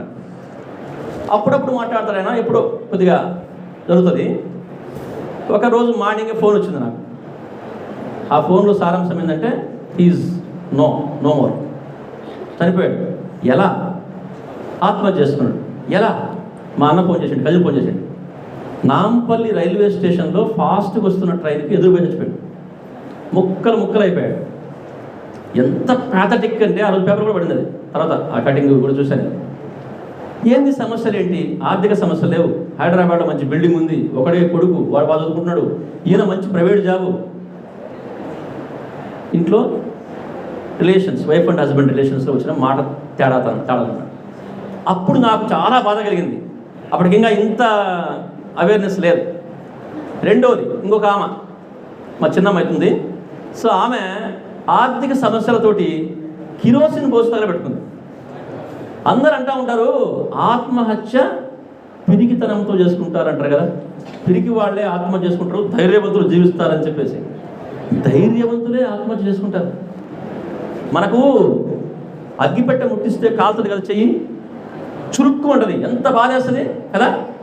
అటువంటిది కిరోసిన్ మీద పోసుకొని అగ్గిపుల్ల పెట్టుకోవాలంటే ఎంత ధైర్యం కావాలి. ఆ క్షణానికే మళ్ళీ ఆ ధైర్యం, వాళ్ళ ధైర్యము ఆ క్షణానికే. కాలుతుంటే అరుస్తారు మళ్ళీ. ఇంకా ఆ కథ వేరు. అంటే ఆ ముట్టించుకునే టైంలో మానసికంగా వాళ్ళు ఎలా ఉంటారంటే ఈ ప్రపంచంలో వాళ్ళంత ధైర్యవంతులు ఒకరు ఉండరు. కరెంట్ షాక్ కొట్టించుకునేవాళ్ళు, సూయిసైడ్ చేసుకునేటప్పుడు పిల్స్ మింగేవాళ్ళు, ఇందాక చెప్పిన ట్రైన్, ఒక్కొక్కరు కూరంగా ఆలోచిస్తారనమాట, డిఫరెంట్గా. ఇడ్లీ వడ ఆకాశం పేరున్నారా? పుస్తకం అది. ఇడ్లీ ఆర్కిడ్ ఆకాశం, ఎండమూరి వీరేంద్ర రాస్తారు. ఆ పుస్తకం ట్రాన్స్లేషను ఒక 5-star హోటల్ యజమాని, chain of group of hotels యొక్క యజమాని. ఆ యజమాని ఒక హోటల్, ఫస్ట్ హోటల్ కడతా ఉంటాడు ఢిల్లీలో. అది మధ్యలో ఆర్థిక సమస్యలు వచ్చి ఆగిపోయి ఉంటుంది. 20 అంతస్తుల హోటల్ అన్నమాట. అది 20వ అంతస్తు ఎక్కి దూకుదామని చెప్పేసి రెడీగా ఉన్నాడు. ఇంకా కోట్లు అప్పు చేశాడు ఆ హోటల్ కోసం. పేరు తర్వాత చెప్తా లాస్ట్లో. ఆ దూకపోయే ముందు అతను చూసిన దృశ్యం అతన్ని ఆపింది. ఏం చూసింటాడు? అది 20 అంతస్తుల బిల్డింగ్ అని చెప్పానా, ఆ పక్కనే ఇంకొక 20 అంతస్తుల బిల్డింగ్ కడుతున్నారు. 18వ అంతస్తుకు కింద నుంచి ఒక నిచ్చెన లాంటిది వేసుకుని ఒకడు పెయింట్ వేస్తున్నాడు. ఎంత స్కిల్ కావాలి! 18వ అంతస్తుని వేలబడుతూ, ఆ నిచ్చెనలో వెలబడుతూ దానికి పెయింట్ వేసుకుంటూ ఉండనమాట. అది చూశాడు ఇతను. అరే వాడికి ఈరోజు గడిస్తే కానీ అంత ఆదాయం రాదు, బతుకు కోసం ఆ పని చేస్తున్నాడు. నేను ఇంత ఎంపైర్ లాంటి బిల్డింగ్ కట్టాను, నాకున్న సమస్యలు చనిపోవాలన్నా, వాడు అదే ఆలోచించుంటే. సో టక్కున నిర్ణయం మార్చుకొని సో రకరకాలుగా దాన్ని పూర్తి చేశాడు. తర్వాత అటువంటి హోటల్స్ కనీసం ఇండియాలో ఒక 20 కట్టాడు. కామత్ గ్రూప్ ఆఫ్ హోటల్స్ తెలుసా? కామత్ అని హైదరాబాద్లో రవీంద్ర భారతి పక్కనే ఉంటుంది కామత్ హోటల్ అని చెప్పేసి, ఫుడ్కి ఫేమస్ అది. అట్లా భారతదేశం అంతా చైనా హోటల్స్ కట్టాడు. సో దాన్ని యండమూరి ఇన్స్పైర్ అయ్యి ఆ స్టోరీని ఇడ్లీ ఆర్కిడ్ ఆకాశం అని ఒక బుక్ రాశాడు. అది బయటకు వచ్చింది మనకి మధ్య. ఇంకొక ఎగ్జాంపుల్, అంటే ఇవి నాకు సంబంధం లేని ఎగ్జాంపుల్స్, అంటే లాస్ట్కు అవి చెప్తున్నాక. ఒక నిరుపేద అమ్మాయి ఊర్లో 5th క్లాస్ మాత్రమే చదివింది. ఆ ఊర్లో హై స్కూల్ లేదు. చదువుకోవాలన్న కోరిక అయితే బలంగా ఉంది. వాళ్ళ నాన్నను రిక్వెస్ట్ చేసుకొని 6 నుంచి 10 దాకా చదువుతానని చెప్పేసి దగ్గరలో టౌన్లో హాస్టల్లో, ఉమెన్స్ హాస్టల్లో చేరి 6 నుంచి 10 దాకా చదువుకుంది అమ్మాయి. ఇక వాళ్ళ నాన్న ఆ అమ్మాయిని చదువు మానిపించేసి పెళ్లి చేద్దామని నిర్ణయించుకున్నాడు. అందుకంటే ఆయనకు వేరే ఆప్షన్స్ లేవు. పల్లెటూరు, అత్యంత పేదవాడు. ఆ అమ్మాయికి మాత్రం చదవాలని బలమైన కోరిక. వాళ్ళ నాన్న ఒప్పుకోలేదు, మానిపించి ఇంటికి తీసుకొచ్చాడు. తర్వాత ఆ అమ్మాయి మాట వినకుండా పెళ్లి చేశాడు. 2 పిల్లలు పుట్టారు. ఆ పిల్లలు ఆర్థిక కష్టాలు, భర్తకి ఏం జాబు లేదు, అత్యంత పేదరికము, అలా నడుస్తుంది కాలం. సో ఆ భర్త పైగా తాగి విసిగిస్తున్నాడు, కొడుతున్నాడు, హింస చేస్తున్నాడు. ఇక ఒక ఫైన్ మార్నింగ్ పొలంకి వెళ్ళింది, 2 పిల్లల్ని తీసుకెళ్ళింది. ఆ బావిలో ఆ పిల్లల్ని వేసి చచ్చిపోదామని చెప్పేసి పిల్లల్ని ఇక్కడ పండబెట్టి, పాలు దాపి పండబెట్టి తను ఇక దూకుదామని పోతుందన్నమాట. ఒక పాప, తెలుసా ఈ స్టోరీ? ఓకే, తెలిస్తే మంచిది, వెల్కమ్. సో ఎవరో చెప్పారు, ఎక్కడ విన్నారు? సినిమానా? ఓకే, సినిమా కాదు, ఇది రియల్. లాస్ట్ చెప్తాను నేను, సినిమాలో ఉందేమో అది. సో ఆ పాప, పడుకున్న పాప చీర కొంగుబట్టి లాగి గట్టిగా ఏడ్చిందామా ఆ పాప, అది 2వ పాప, చిన్న పాప. సో ఆ పాపను చూసి, అరే ఈ 2 పిల్లలు అనాథలైపోతారు అని చెప్పేసి ఆమె ప్రయత్నాన్ని మానుకొని, ఎట్టి పరిస్థితుల్లో నేను ఎదగాలి, చదువుకొని ఎదగాలని చెప్పేసి, అప్పుడు ఆ అమ్మాయికి 10th క్లాస్లో ఒక ఫ్రెండ్ ఉండేదన్నమాట. సో ఆ అమ్మాయి ఇంటర్ అయిన తర్వాత బీటెక్ చేసుకుని, అప్పటికి 5-6 ఏళ్ళు గడిచింది కదా, టైం గడిచింది. ఆ అమ్మాయికి USA సంబంధం వస్తే చేసుకుని అమెరికా వెళ్ళిపోయింది. ఒకరోజు ఈమె ఆ టౌన్కి వెళ్ళి ఏదో పచారీ షాప్లో సరుకులు కొంటుంటే ఆ అమ్మాయి పోతు పలకరించింది. ఏం చేస్తున్నావు, ఏం కదా అని చెప్పేసి ఇలా చెప్పింది అన్నమాట. అయితే నువ్వు పని చేయి, నీకు చదువుకోవాలని కోరుకుంది కదా, సో వెళ్ళి కంప్యూటర్ ఇన్స్టిట్యూట్ చేరు, నేను ఆ ఫీల్డ్ కడతాను, అన్ని నేర్చుకో, టైపింగ్లు, కంప్యూటర్ చిన్న అన్ని ఫండమెంటల్స్ అని మొత్తం డైరెక్షన్ ఇచ్చేసింది. ఆ అమ్మాయి ఆ సర్టిఫికేట్ కోర్సులు నేర్చుకొని ఆ BA ప్రైవేట్ కట్టేసి, డిగ్రీ కట్టేసి, క్వాలిఫికేషన్ కావాలి కదా, MA BA కావాలి కదా. సో ఈ ఫార్మాలిటీస్ అన్ని పూర్తి చేయించింది ఆమె అక్కడి నుంచే, కొద్ది అమౌంట్స్ పంపించేసి. సో అక్కడి నుంచి ఈ అమ్మాయికి వీసా లాంటి ప్రాబ్లమ్స్ అన్ని లేకుండా అన్ని చేసి అమెరికా తీసుకుపోయింది. ఈమెను భర్త ఒప్పుకోలే, తీవ్రంగా వ్యతిరేకించాడు. కానీ భర్తకు నచ్చ చెప్పుకుంది, నేను వెళ్ళి బాగా సంపాదించి మిమ్మల్ని తీసుకెళ్తాను అక్కడికి అని చెప్పి భర్తను ఒప్పించుకొని అమెరికా వెళ్ళిన తర్వాత ఆమెకు వచ్చినటువంటి టాలెంట్కి అక్కడ ఏ ఉద్యోగాలు వస్తాయి, పాపం చాలా ఆ ఇబ్బందులు మొత్తం రాసిందామా, ఒక బుక్ రాసిన తర్వాత.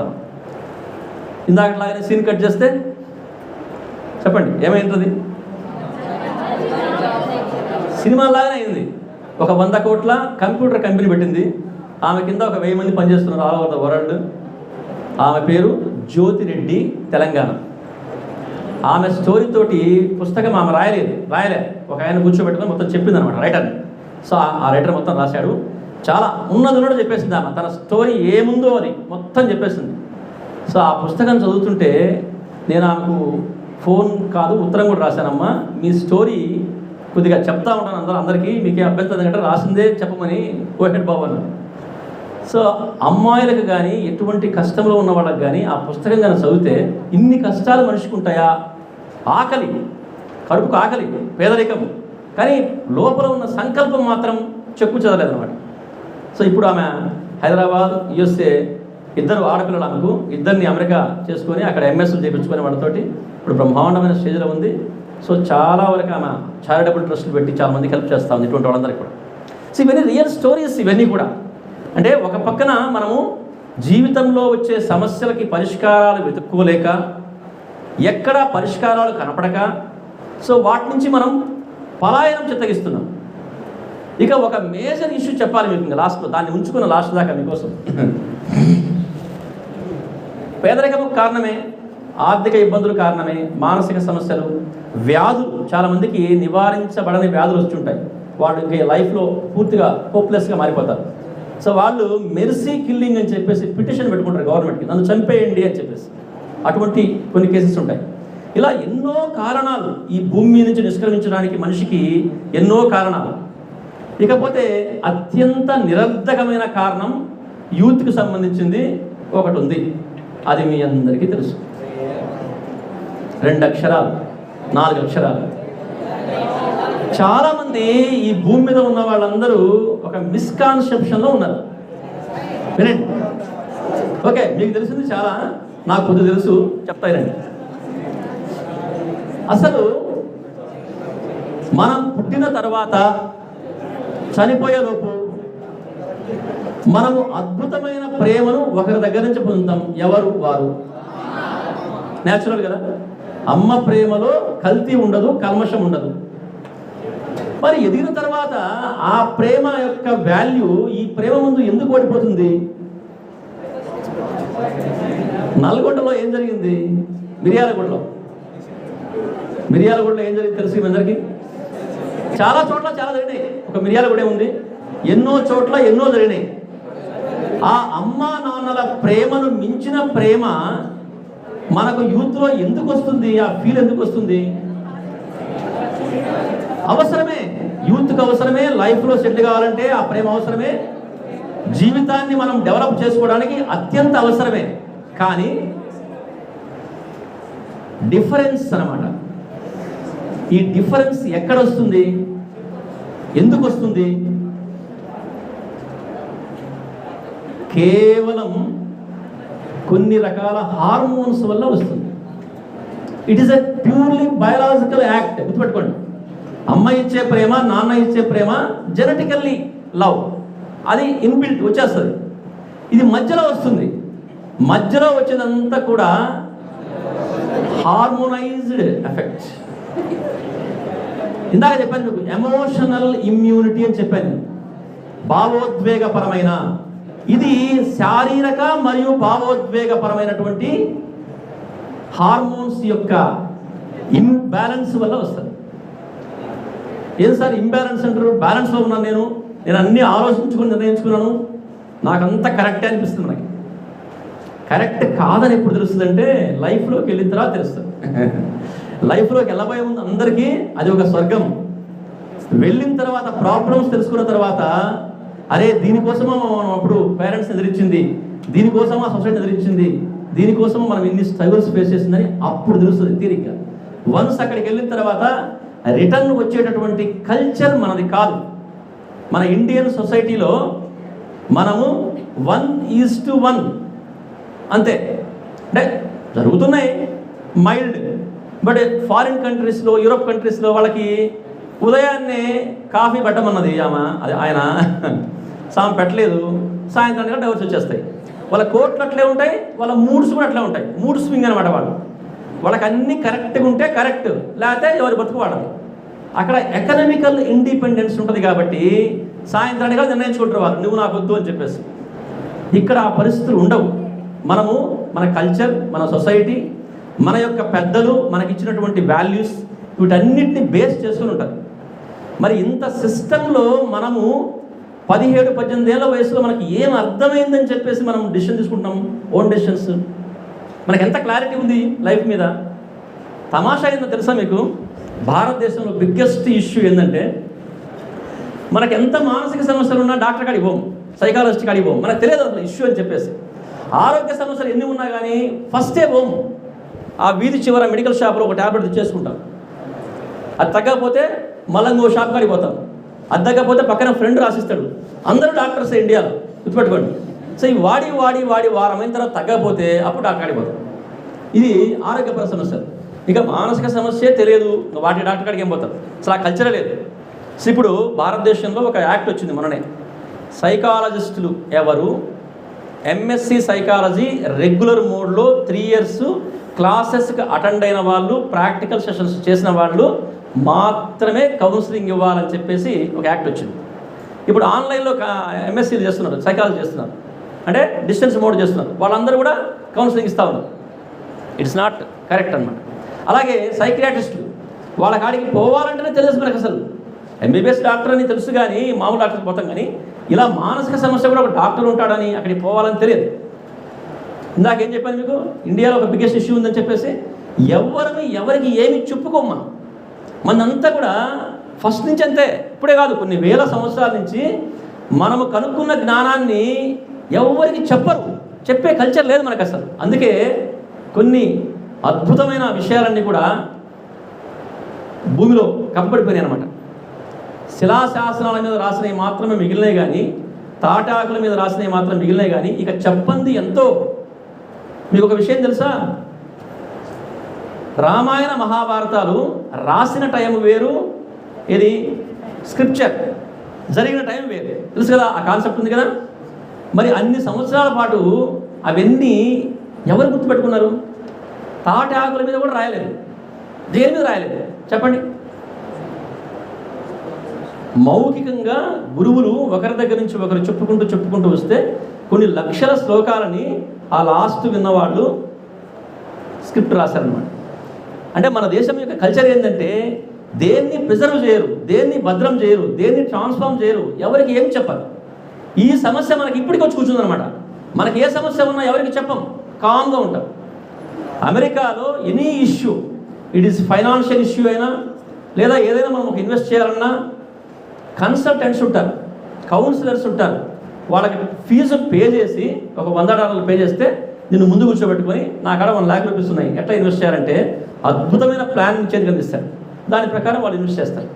సో మనకు డబ్బు కాదు, మానసిక సమస్యలు కాదు, ఆరోగ్య సమస్యలు కాదు, ఎనీథింగ్ ఎవరిని అడగం, ఎవరిని కలవం. సో ఇది పోవాలన్నమాట.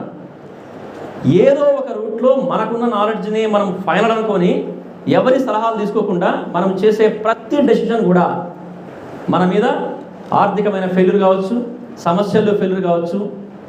ఆర్థికపరమైన ఫెయిల్యూర్స్ వల్ల చాలామంది చనిపోతూ ఉంటారు. చూడండి, అప్పులు చేస్తారా, అప్పులు తీర్చలేరు, ఆత్మహత్య చేసుకుంటారు. రైతులు వ్యవసాయం చేస్తారు, అప్పు అవుతుంది, ఆత్మహత్య చేసుకుంటారు.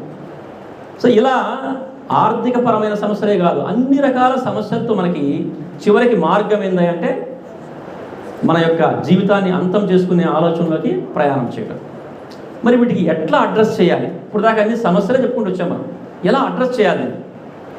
సో టైం ఉందా సార్? కంక్లూడ్ చేస్తే కౌంట్ చేస్తాం. ఓకే, కంక్లూడ్ చేద్దాం. ఒక్కటి గుర్తుపెట్టుకోండి, మనకి ఏదైనా ఆరోగ్య సమస్య వచ్చినప్పుడు దాని విలువ మనకు అర్థమవుతుంది, ఆరోగ్యం యొక్క విలువ అర్థమవుతుంది. కన్నుకు మీకు ఏదైనా సమస్య వచ్చింది, కంట్లో మనకు ఒక నలక పడింది అనుకో, అప్పుడు దాకా నువ్వు కన్నుని పెద్దగా పట్టించుకోవు, ఏదో మామూలు కడుక్కుంటా ఉండి వెళ్ళిపోతూ ఉంటావు. ఆ నలక పోయేంత వరకు నీకు జీవన మరణ సమస్య అది తీసేంత వరకు. ఆ కన్ను తీసిన తర్వాత ఎర్రగా మారిపోయి 2 రోజుల దాకా మనకు కనపడక, అప్పుడు కంటి విలువ అర్థమవుతుంది. ప్రతి ఆర్గాన్ తీసుకోండి, బాడీలో బాగా తాగుతూ ఉంటారు అందరూ. ఏ సమస్య వస్తుంది? ఫస్ట్ లివర్ ప్రాబ్లం వస్తుంది. తాగి లివర్ ప్రాబ్లంతో పోయిన వాళ్ళు బొచ్చెడు మంది అనమాట. చెప్తా ఉంటాం, తెలుసు వాళ్ళకి అది, బట్ తాగకుండా ఉండాలని బలహీనత. సో ఈ ఆర్గాన్స్ అన్నీ కూడా హాస్పిటల్ పాలైతే ఒక్కొక్క ఆర్గాన్ రీప్లేస్ చేయాలంటే ఎంత ఖర్చో ఆ డాక్టర్స్ చెప్తే మనకు అర్థమవుతుంది. ఒక కిడ్నీ కావాలంటే అసలు కిడ్నీ దొరకదు. ఫస్ట్ నువ్వు 10 lakhs ఇస్తానో 20 lakhs దొరకదు, దొరికినా కూడా మ్యాచ్ కావాలి. సో అలాగే బ్లడ్, హార్ట్ ట్రాన్స్ప్లాంటేషన్ చూసారు కదా ఈ మధ్యకాలంలో. చెన్నైలో ఒక అతనికి హార్ట్ అవసరం, విజయవాడలో బ్రెయిన్ డెడ్, ఇక్కడి నుంచి అక్కడికి పోవాలి. హార్ట్కి సంబంధించి ఓన్లీ 3-4-5 అవర్స్లోనే అమర్చేసేయాలి, తీసినామంటే. ఎట్లా? స్పెషల్ ఫ్లైట్ అరేంజ్ చేసి ఇక్కడ ముఖ్యమంత్రి అక్కడ ముఖ్యమంత్రి హార్ట్ లైన్లో కలుసుకొని మొత్తం అతన్ని అక్కడికి తీసుకురావడానికి మొత్తం ట్రాఫిక్ క్లియర్ చేసి వితిన్ అవర్ అక్కడికి తీసుకొని హార్ట్ ఆపరేషన్ చేసేసారు. ఒక హార్ట్ మార్చాలంటే 30-40-50 lakhs. అప్పుడు ఎంత ఉంటుంది? కనీసం కోట్లే ఉంటుంది. సో మన ఆర్గాన్స్ ప్రతిదీ కూడా అంత వాల్యూ అయినప్పుడు ఇన్ని ఆర్గాన్స్ కలిసి ఉన్నటువంటి ఇంకా బ్రెయిన్ పవర్స్ అనేది మీకు తెలుసు. ఆ బ్రెయిన్తోనే కదా ఎలాన్ మస్క్ ఈరోజు ప్రపంచం నంబర్ 1 అయింది. కష్టపడాను ఆయన, శారీరక కష్టంతో కాదు కదా. సో ఈరోజు మైక్రోసాఫ్ట్, బిల్ గేట్సే గొప్పవాడు అనుకుంటే ఒకప్పుడు ఆయన్ని తలదన్నే వాళ్ళంతా వచ్చేస్తా ఉన్నారు. Elon Musk, Amazon, Jeff Bezos, ఇంకా చెప్పండి, ఆయన దాటి వెళ్ళిపోతా ఉన్నారు. లేటెస్ట్గా మన దేశంలో ఎవరైనా మొన్న 3rd place వచ్చాడు అదాని. సో ఇదంతా కూడా మన బ్రెయిన్ పవర్తో సాధించినటువంటి విజయాలు. మరి ఇన్ని ఆర్గాన్స్ బ్రెయిన్తో కలిసినటువంటి ఈ గొప్ప దేహాన్ని మనము చాలా తేలిగ్గా అంచనా వేస్తున్నాం. మన అమ్మా నాన్న మనకి ఇచ్చారు దేహాన్ని, దాన్ని మనము సరిగా పెంచి పోషించుకోలేక, ఆరోగ్యాన్ని కాపాడుకోలేక, శారీరకంగా, మానసికంగా, ఆహారపరంగా కడుపుకు ఆహారం ఇస్తాం, దెబ్బతింటది ఆరోగ్యం. మనసుకు చెడు ఆహారం ఇస్తూ ఉంటాం, అది దెబ్బతింటది. చివరికి ఈ రెండింటి యొక్క పరిణామం ఈ అద్భుతమైనటువంటి మానవ యంత్రమే కదా ఇది. ప్రతి ఫంక్షనింగ్ మీరు చూసుకోండి. కన్ను నుంచి ఏం పుట్టింది? కెమెరా పుట్టింది. మనం ఈదుతూ ఉంటాం కదా, ఈత నుంచి ఏమొచ్చింది? షిప్స్ వచ్చినాయి. సో మనిషిని చూసి, మనిషి డిజైన్ చూసి అన్ని యంత్రాలు తయారవుతూ ఉన్నాయి. ఇంత గొప్ప ఆరోగ్యవంతమైన దేహాన్ని మనకిస్తే దాన్ని డ్రగ్స్ పేరుతోటి, సిగరెట్ల పేరుతోటి, లవ్ పేరుతోటి, రకరకాల ఇష్యూస్ తోటి దాన్ని పొల్యూట్ చేసి, ఒక సినిమాలో పాట ఉంది, శోభన్ బాబు పాడతాడు, దేహమేరా దేవాలయం. దేవుడు దేవాలయంలో ఎంత పవిత్రంగా మనం అక్కడ ఉంచి పూజలు చేస్తూ ఉంటామో, ఈ దేహం ఒక దేవాలయం. దీంట్లో ఎవరున్నారు? ఆ దేవుడి పేరు ఏం పెట్టుకున్నాం మనం ఇప్పుడే? హత్య, ఆత్మహత్య అన్నాం కదా. లోపల ఏముందనుకుంటాం మనం మామూలుగా? ఆత్మ ఉందనుకుంటారు కదా. ఆత్మ అనేది ఈ దేహంలో ఉన్న దేవుడు అనమాట. ఆ ఆత్మ ఎవరిది? నీదే. మరి దాన్ని పూజించాల్సింది ఎవరు? నువ్వే.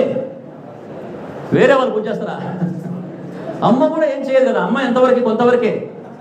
సో ఎవరి దేహాన్ని, ఎవరి జీవితాన్ని వాళ్ళే కాపాడుకోవాలి.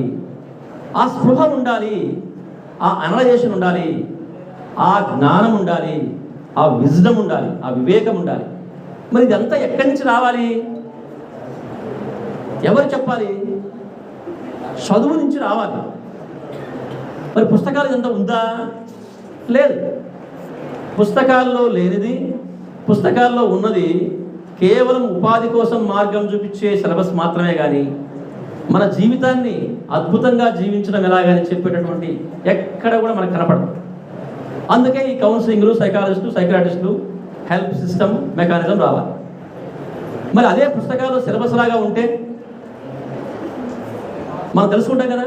దానికి ఒక లెక్చర్ని పెడితే, అందుకే యూజీసీ సెంట్రల్ గవర్నమెంట్, అది ఇంకా అమల్లో కాలేదు, ప్రతి ప్రొఫెషనల్ కాలేజీకి, ప్రతి హై స్కూల్కి, పాఠశాల దగ్గర నుంచి ఖచ్చితంగా ఒక సైకాలజిస్ట్ ఎంప్లాయీ నియమించుకోవాలి. అతను రోజువారీగా పిల్లల్లో వచ్చే సమస్యల్ని కౌన్సిలింగ్ రూపేణ అడ్రస్ చేయాలి. పిల్లల్లో ఎప్పటికెప్పుడున్న సమస్యల్ని వాళ్ళు తీర్చేసేయాలి. అప్పుడే యువత ఆరోగ్యకరంగా, మానసికంగా ఈ భారతదేశానికి విలువైన సంపదగా మారుతారు అని జీవోతో సహా రూల్స్ పాస్ చేసింది. కానీ ఇంప్లిమెంట్ చేయాలంటే మేనేజ్మెంట్స్కు, గవర్నమెంట్స్కు డబ్బు కావాలి కదా, ఎంప్లాయ్మెంట్ క్రియేట్ చేయాలంటే. సో ఆ సైకాలజిస్టులు పాపం చాలామంది అది డిమాండ్ చేస్తూ ఉన్నారు. సో ఇక మీకు కొంత ఇన్ఫర్మేషన్ చెప్పేసి అది నేను అనిల్ సార్కు ఆ ఇన్ఫర్మేషన్ ఇస్తాను. నేను కేవలం టీచర్ని, నాకు తెలిసిన విషయాలు నాకు చెప్పగలను. ఎవరైనా కూడా నాకెంత ఇష్టం అంటే మనిషి మీద ఎక్కడైనా కూడా, అంటే అన్నిటికంటే చాలా ప్యాథటిక్ కింద అంటే ఆత్మహత్య. రకరకాల మరణాలు ఉంటాయి, ఆరోగ్యం బాలేకపోవడం కూడా ఉంటాయి. ఒకతను ఆత్మహత్య చేసుకున్నాడని న్యూస్ చదవగానే ఆ రోజు నాకు మూడ్ ఆఫ్ అయిపోతుంది. ఎలా? ఎవరు అతనికి దగ్గర లేకపోయారు. ఇక్కడ కూడా ఏదో జరిగిందని విన్నాను కాలేజీలో. సో నాకు అనిపిస్తుంది అంటే ఆ టైంలో కన్నా ఎవరో ఒకరు నాలాంటి వారు కానీ లేదా నేను కానీ నాకు ఆ విషయం తెలుసుంటే ఆపగలిగేవాడిని కదా అన్న ఫీల్ వస్తూ ఉంటుంది అదంతా అనమాట. సో దానికోసం నేను చాలా ఏళ్ళ నుంచి ఆలోచిస్తూ ఉన్నా, ఇటువంటిది ఏదైనా మెకానిజం ఉంటే బాగుండని చెప్పేసి నేను నా బ్లాగ్లో 2 ఆర్టికల్స్ రాశాను. నా ఎక్స్పీరియన్స్ ఒకటి, 2 కంప్లీట్గా లింక్స్ అనమాట. మీరు ఎవరిని సంప్రదిస్తే ఆ టైంలో ఎవరికి చెప్పాల్సిన పనిలే, ఫ్రెండ్స్ ఉండరు, చెప్పరు. మీరు ఆ లింక్కి మీరు ఫోన్ చేసినా, మీ ఇన్ఫర్మేషన్ షేర్ చేసినా వాళ్ళే ఫోన్ చేస్తారు. అటువంటి సంస్థ ఒకటి హైదరాబాద్లో ఉంది. ఆ వివరాలన్నీ, ఆ లింక్స్ అన్నీ కూడా నా బ్లాగ్లో రాసి పెట్టాను. సో వాటిని మీరు చదివి దగ్గర పెట్టుకోండి, ఎందుకని మంచిది. సో నేను బాగున్నా సార్, నాకేం ఇబ్బంది లేదంటే ఎప్పుడో వస్తుంది నాకు అవసరం. నీకు రాకపోయినా నీ ఫ్రెండ్కి చెప్పడానికైనా అవసరం పనికి వస్తుంది. సో ఆ ఫోన్ నెంబర్స్ రాసుకోండి, వాళ్ళ అడ్రస్ రాసుకోండి. నెంబర్ 1 ఇది. నెంబర్ 2 వచ్చేసి, నా ఫ్రెండ్ భారతదేశం మొత్తానికి సైకాలజిస్టులకి ప్రెసిడెంట్. సైకాలజిస్ట్ ఎంతమంది ఉంటారో వాళ్ళ యూనియన్ ఉంటుంది కదా, దానికి ప్రెసిడెంట్. ఆయన పేరు విశేష్. మీరు ఫేస్బుక్లో వెళ్ళి విశేష్ అని కొడితే ఆయన పేజ్ వచ్చేస్తుంది. ఆయన ఇటువంటి విషయాలన్నీ చాలా రాస్తూ ఉంటాడు ఫేస్బుక్లో.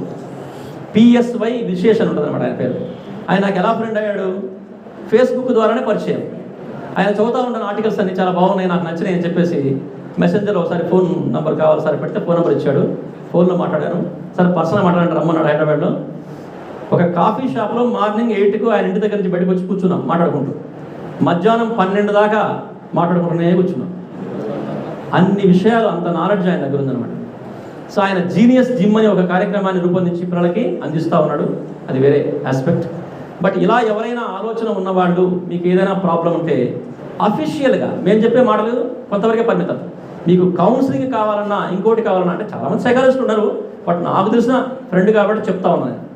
అదేవిధంగా వాళ్ళ తమ్ముడు ఇక్కడ విజయవాడలో ఉంటారు, కృష్ణ భారత్ అని చెప్పేసి, ఆయన కూడా ఫేమస్ సైకాలజిస్టే. సో ఇటువంటి హెల్ప్ కావాలన్నా చెప్పండి, మీకు ఆ ఇన్ఫర్మేషన్ షేర్ చేస్తాను నేను. అంటే మనకు అవసరం అనిపిస్తుంది, బట్ దగ్గర ఉంచుకుంటే ఇది ఎవరికైనా చెప్పడానికి పనికి వస్తుందని చెప్పేసి ఫీల్ మీలో ఉండాలి. ఇక లాస్ట్ అండ్ ఫైనల్ కంక్లూజన్ ఏంటంటే, మీ అందరికీ వివేకానందుల గురించి తెలుసు కదా, చాలా కోట్స్ వింటూ ఉంటారు అని అన్ని చాలా తెలుసుకుంటూ ఉంటాం మనం. ఇక్కడ చాలామంది మీకు కౌన్సిలర్స్ వచ్చారు, నాకు తెలుసు. ఒక young and youth dynamic personal development trainer కూడా వచ్చాడు. సో వీళ్ళంతా చెప్పేది ఒకటే, ఎవరన్నా చెప్పనివ్వండి, వాళ్ళు చెప్పినవన్నీ కూడా, ఇప్పుడు నేను చెప్పింది కూడా, మనమంతా ఏమనుకుంటామంటే ఎవరో ఏదో చెప్పాలి, దాని నుంచి మనం ఏదో కావాలి అనుకుంటాం. వయాస్ నాట్ వర్కింగ్, గుర్తుపెట్టుకోండి. పుస్తకాలు చదివినా, ఒకరు చెప్పినా మనం మారం. వింటుంటే బాగుంటుంది, ఇలా వింటాం, ఇలా వదిలేస్తాం, ఇది తెలిసిందే విషయం. కానీ ఒక్కటైతే నిజం, ఒక్కటి మాత్రం నిజం, విన్న తర్వాత ఎవరైతే దాని గురించి ఆలోచిస్తారో, ఎవరైతే వాళ్ళకు అప్లై చేసుకుంటారో, అప్లికేషన్ సైడ్ తమ జీవితాన్ని, జరుగుతున్న విషయాన్ని, జరగబోయే విషయాన్ని అనలైజ్ చేసుకుంటారో, ఈ వయసులోనే వాళ్ళు ఖచ్చితంగా ఈ విషయాన్ని నుంచి బయటకు వచ్చేస్తారు. అసలు ఆత్మహత్య చేసుకోవడం అనే ఆలోచన అనేది ఏ జీవికి లేదు చూడండి. బర్రె ఆత్మహత్య చేసుకుంటుందా? ఆవు ఆత్మహత్య చేసుకుంటుందా? ఏరువు చేసుకుంటుందా? వాటికి పాపం ఆహారం దొరకదు ఎక్కడ కూడా. ఒకరోజు కోతులని నల్లమలలో వాటికి ఎండాకాలం ఆహారం దొరకదు. పాపం ఆ రోడ్ల మీద ఊరికి అరుచుకుంటూ తిరుగుతుండే, కానీ ఒక్క కోతి అయినా చెట్టెక్కి ఆత్మహత్య చేసుకోదు ఆకలి అని చెప్పేసి. వాడికి ఆర్థిక బాధలు లేవు. ఒక్క జీవి ప్రపంచంలో మనిషి అనేవాడు మాత్రమే ఆత్మహత్య చేసుకుంటాడు. అదేందో మరి కర్మ. మనకే అన్ని సమస్యలండి. మనకే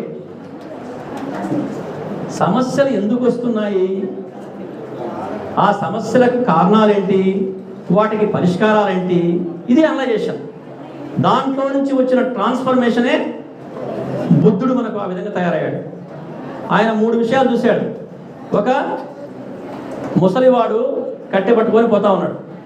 ముసలితనం అంటే తెలియదు ఆయనకి, రాజస్థానంలో ఆయన పెంచారు. 2, ఒక శవం పోతుంటే చూశాడు.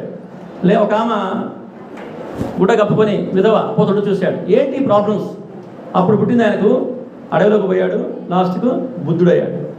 అంటే ఒక విషయం మనకు తెలిసిన తర్వాత, ఒక సమస్యను మనం గుర్తించిన తర్వాత దాన్ని ఆలోచించి అడ్రస్ చేసి అనలైజ్ చేసుకొని సొల్యూషన్ వెతుకునే మార్గాలు చూడాలి. కానీ ఈ జీవితాన్ని అంతం చేసుకునే, ఈ దేహాన్ని అంతం చేసుకునేటువంటి అత్యంత దారుణమైనటువంటి ఆత్మహత్య మహాపాతకము. గుర్తుపెట్టుకోండి, మన పురాణాలు చెప్తాయి ఆత్మహత్య మహాపాతకం, అంత ఘోరం అనమాట అది. సో మీ అందరూ కూడా ఫ్యూచర్లో వివేకానందుడు ఒకటి చెప్తాడు, ఈ ప్రపంచాన్ని మార్చడానికి నాకు ఒక 10 మంది యువకుల్ని ఇవ్వండి. ఎవరు వాళ్ళు? ఇనుప కండరాలు, ఉక్కు నరాలు ఉన్నటువంటి ఒక 10 మంది యువకుల్ని ఇవ్వండి. యువతుల్ని కూడా మీరు బాధపడదు. 5 యువతుల్ని, 5 యువకుల్ని ఇవ్వండి, ఈ ప్రపంచాన్ని మారుస్తాను. అంటే అంత పవర్ ఉందన్నమాట మనిషిలో. అంత పవర్ ఉండబట్టే ఇంత టెక్నాలజీ వచ్చింది. లేటెస్ట్ టెక్నాలజీ ఏం తెలుసా? ఈ చెప్పి ముగిస్తాను. అంటే మనిషి యొక్క అత్యంత అద్భుతమైనటువంటి జ్ఞానానికి పరాకాష్ట చెప్పండి. ఏదో లేటెస్ట్ ఇన్వెన్షన్ ఏంటి? James Webb telescope. మొన్నటిదాకా హబుల్ టెలిస్కోప్ ఉంది. మీ అందరికీ విశ్వం గురించి కాస్త ఇంట్రెస్ట్ ఉందా? నా ఫేస్బుక్ పోస్ట్ చూడండి, మీకు అన్నీ అర్థమవుతాయి. విశ్వం ఎలా పుట్టింది 1370 కోట్ల సంవత్సరాల నుంచి, ఆ విషయాల్ని మొత్తము ఈ జేమ్స్ వెబ్ టెలిస్కోప్ ఫోటోలు తీస్తుంది ఆకాశంలోకి వెళ్ళి. 1300 కోట్ల సంవత్సరాల క్రితం మరణించిన నక్షత్రం ఫోటో ఇప్పుడు తీసింది, అది మనం పంపించింది. That is the power of human knowledge అనమాట. మరి అంతా మన కళ్ళ ముందు మనం పెట్టుకొని మనకి ఏమి చేత కాదు, మనకు సమస్యలు ఉన్నాయి, ఈ సమస్యలతో మనం చచ్చిపోతున్నామని చెప్పేసి భావించుకునే ఆలోచనే యూత్కి రాకూడదు అసలు. అందుకే కాస్త పేపర్లు చదవండి, కాస్త న్యూస్ వినండి, అంతేగాని సెల్ ఫోన్లో గేమ్స్, కంప్యూటర్లో గేమ్స్, సినిమాల పిచ్చి ఇవన్నీ తగ్గించుకోండి కొద్దిగా. అన్నీ ఉండాల్సిందే. హ్యాపీగా సినిమా చూడవచ్చు, హ్యాపీగా ఒక గేమ్ ఆడుకోవచ్చు. అది మనకు ఆనందం ఇచ్చేంత వరకే, వ్యసనంగా మారేంత వరకు చేయకూడదు. సో నాలెడ్జ్ని గెయిన్ చేయండి. నాలెడ్జ్ వస్తూ ఉంటే ఆనందం వస్తూ ఉంటుంది. నా ఫేస్బుక్ కోట్ అదే ఉంటుంది మీకు, జ్ఞానం తేనె లాంటిది, అది ఎంత సేవిస్తే అంత ఆనందం కలుగుతుంది. That is my quote. ఆ జ్ఞానం యొక్క ఆ తీరని తపన మనకు ఉండాలి, విద్యార్థికి మరీ ముఖ్యంగా ఉండాలి. సో ఆ తపన మీకు ఎప్పుడైతే ఉంటుందో ఇక మీకు దేని మీద డిస్సాటిస్ఫాక్షన్ ఉండదు. ప్రతిరోజు నిత్యం లేవగానే ఏం నేర్చుకోవాలి కొత్త విషయం అన్న తపన మీకు ఉంటుంది. దాన్నే ఇంగ్లీష్లో ప్యాషన్ అంటాం. ఏమంటాం? PASSION, FASHAON కాదు. మనకి ఈ ఫ్యాషన్ ఎక్కువ, ఆ ప్యాషన్ తక్కువ. సో ప్యాషన్ ఉంటే అంటే నువ్వు ఏ పనైనా చెయ్యి. నువ్వు ఇంజనీరింగా, చేపలు పడతావా, స్విమ్మింగ్ చేస్తావా, ఏ పనైనా చేసుకో. దాని మీద ప్యాషన్ ఉంటే దాంట్లో అత్యున్నత స్థానానికి వెళ్తావు. ఈరోజు పేపర్లో ఒకటి చూసారా మీరు? స్పోర్ట్స్ పేజ్ మీరు అందరూ ఖచ్చితంగా చూస్తూ ఉంటారు. ఏంటది? దాంట్లో స్పెషల్ ఏముంది? విరాట్ కోహ్లీ సెంచరీ మాత్రం చూస్తారు, కానీ ధీరజ్ చోప్రా జావలిన్ త్రో వేసింది చూడరు. ఓకే, చూస్తే మంచిది. జావలిన్ త్రోలో ఒలింపిక్స్లో గోల్డ్ మెడలిస్ట్ ఇండియా నుంచి వచ్చాడు. తర్వాత ఈరోజు జరిగింది ఏంది? వేరే ఈవెంట్ ఒకటి, అద్భుతమైన ఈవెంట్ అది. జావలిన్ త్రోలో గోల్డ్ ఈవెంట్ సంథింగ్, దాంట్లో కూడా స్వర్ణం గెలిచాడు ధీరజ్ చోప్రా. 88 మీటర్ల పైన జావలిన్ త్రో వేసి ప్రపంచంలో నంబర్ 1. ఇలాంటి న్యూస్ చూడాలి మీరు. పేపర్ చూస్తే ఇలాంటి న్యూస్ కనబడాలి మీకు. వాటి నుంచి ఉత్తేజం పొందాలి. రేడియో న్యూస్ వినండి, FM రేడియో వస్తూ ఉంటుంది. చాలామంది టీవీ న్యూస్ చూస్తూ ఉంటారు. టీవీలో దృశ్యం మిమ్మల్ని 2 ఏళ్ల పాటు కరోనా టైంలో ఏం చేస్తుంది మీకు తెలుసు. టీవీ చూసి ఆత్మహత్య చేసుకున్నారు చాలామంది. ప్యాథటిక్ ఇండియాలో కరోనా న్యూస్ చూసి ఆత్మహత్య చేసుకున్నాడు దరిమడి ఒక వ్యక్తి. తెలుసా మీకు విషయం? కరోనా వచ్చింది, ఫస్ట్లో రిమ్స్లో చేరాడు. వామ్మో ఈ కరోనా వల్ల ఏమేమో ఇద్దంట అని చెప్పేసి రిమ్స్ హాస్పిటల్ నుంచి చూసి చచ్చిపోయాడు. 35 ఏళ్ల కుర్రోడు, భార్య, 2 పిల్లలు ఉన్నారు. ఎంత ఘోరమో చూడండి కాదు. అలా 2 సంవత్సరాల పాటు మీడియా మొత్తం ఏం చేసిందో మీ అందరూ తెలుసు. అంటే నేను నిందించడం నా ఉద్దేశం కాదు. సో వాళ్ళు చూపించినటువంటి ఆ ప్రభావం చెప్తున్నాను మేడం. సో హాయిగా రేడియో పెట్టుకుని ఉంటే న్యూస్, BBC న్యూస్ వస్తూ ఉంటాయి, ప్రపంచంలో వార్తలన్నీ వస్తూ ఉంటాయి. బ్రిటన్ రాణి మరణం, చార్లెస్ రాజయ్యాడు, అది చదువుతూ ఉంటే స్టోరీ. ఒరే ఎంత గొప్ప విషయాలు చూడండి. ఒక రాజు 70 ఏళ్ళు పరిపాలించడం, ఇంకా ఇప్పుడు కూడా. సో ఇలాంటి న్యూస్, ఇన్ఫర్మేషన్, టెక్నాలజీ, నాలెడ్జ్ గురించి తెలుసుకుంటూ ఉంటే ఆ ఉత్తేజం, ఆ ఉత్సాహం మీకు మిమ్మల్ని ముందుకు నడిపిస్తూ ఉంటుంది అన్నమాట. ఇక మీ టెక్నాలజీ న్యూస్ ఎంత గొప్పవి, ప్రతిరోజు ఇన్వెన్షన్స్ ఎంత గొప్పగా ఉంటాయి, సైంటిస్టులు ఎంత గొప్పగా అనుకుంటా ఉన్నారు, ఇవి చదవండి, ఇవి తెలుసుకోండి. కాలేజీలో ఒక న్యూస్ బులెటిన్ తెచ్చుకోండి. మీరే ఒక టీం తయారై సైంటిఫిక్ టెక్నాలజీ న్యూస్ని డైలీ కాకుండా కనీసం మంత్లీ మ్యాగజైన్ లాగా ఒకటి ప్రింట్ చేసుకోండి. అది రోజు చర్చించుకోండి. గ్రూప్ డిస్కషన్స్ ఉంటాయి మీకంతా కూడా, సెమినార్స్ పెట్టుకోండి. ఇలా నిత్యం జ్ఞానం సంపాదించుకునేటటువంటి మోడ్లో మీరుంటే మీరు ఏమనుకుంటారో, ఏమి కావాలనుకుంటారో అది ఖచ్చితంగా అయి తీరుతారు. అందుకే నేను ఒకటే చెప్తాను, ప్యాషన్ లీడ్స్ సక్సెస్. ఇది ఒక్కటి పలకండి, passion leads success, leads to success. So ఆ ప్యాషన్ లేకపోతే మీరు ఏ పని చేసినా, ఎందులో ఉన్నా కూడా ఫలితం మాత్రం నార్మల్గా ఉంటుంది. ఇది నా యొక్క సలహా. తర్వాత last and final suggestion and note, 2 blog links నేను ఈ సెషన్కు సంబంధించిన లింక్స్ అవి, ఆ 2 సార్కు వాట్సాప్లో షేర్ చేస్తాను, దాంట్లో ఉంటుంది. అలాగే మీరు ఎవరికైనా ఫేస్బుక్ను సద్వినియోగం చేసుకునే వాళ్ళు ఉంటే నా ఫేస్బుక్లోకి మీరు రావచ్చు. నా స్టూడెంట్స్ చాలామంది నా ఫేస్బుక్లో ఉంటారు. సో అత్యంత విలువైన సమాచారం మాత్రం నేను ఫేస్బుక్లో పోస్ట్ చేస్తాను, ఎటువంటి డీవియేషన్ ఉండదు. సో మీరు ఇంకా దాన్ని ఉపయోగించుకోగలిగే విధంగా ఉపయోగించుకోవాలి. అవి చూడండి. అలాగే బ్లాగ్ చదవండి, అద్భుతమైన వ్యాసాలు ఉంటాయి దాంట్లో. ఇకపోతే మీరు ఎవరికైనా నాతో మాట్లాడాలనిపిస్తే నా ఫోన్ నెంబర్ కూడా తీసుకోండి, ఇబ్బంది లేదు. ఆల్వేస్ విద్యార్థులు ఎడ్యుకేషన్ వారికి ఉన్న సమస్యల పట్ల నేను రిటైర్ అయిన తర్వాత కొంత సర్వీస్ చేద్దామని కూడా నిర్ణయించుకొని ఉన్నాను నేను ఆల్రెడీ. అది ఇప్పుడే ప్రాక్టికల్గా చేస్తూ ఉన్నాను. అది బిగ్ స్కేల్లో చేయాలని నా యొక్క కోరిక. అంటే ఎడ్యుకేషన్ సిస్టాన్ని ఎంత ఎక్కువగా అడ్రస్ చేస్తే జాతికి అంత మంచిదని నమ్మేవాడిని నేను. సో అది కూడా ముఖ్యంగా విద్యార్థులు, ఉపాధ్యాయులు ఈ సిస్టమ్స్ మీద కొంత వర్క్ చేస్తున్నాను. సో లాస్ట్లో దాన్ని అడ్రస్ ఏ విధంగా చేయాలో తయారు చేసుకున్న ప్రణాళిక. ఆ ప్రణాళికకు మీలాంటి పిల్లలు కూడా ఎక్కడన్నా కనెక్ట్ అయితే, నాకు మంచి పిల్లలు కొంతమంది ఈ పాటి కనెక్ట్ అయి ఉన్నారు, కొంతమంది అంటే వాళ్ళలో అత్యున్నత ఆలోచనలు ఉన్నాయి. సార్ ఇట్లా ఇట్లా అంటూ ఉంటారు ఫోన్ చేసి. సో అటువంటి వాళ్ళకి ఆల్వేస్ వెల్కమ్.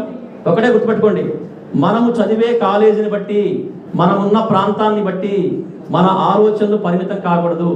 నేను మా అబ్బాయి కూడా చెప్తా ఉంటాను. మా అబ్బాయి ఇంటర్మీడియట్ 5,30,000 ఫీజు పెట్టాను నేను. 5,30,000 ఫీజు ఇంటర్మీడియట్ 2 ఏళ్ళకి. అసలు ఏ రిజల్ట్ లేకుండా బయటకు వచ్చాడు. Well done boy my boy అని చెప్పేసి దగ్గర తీసుకుంది.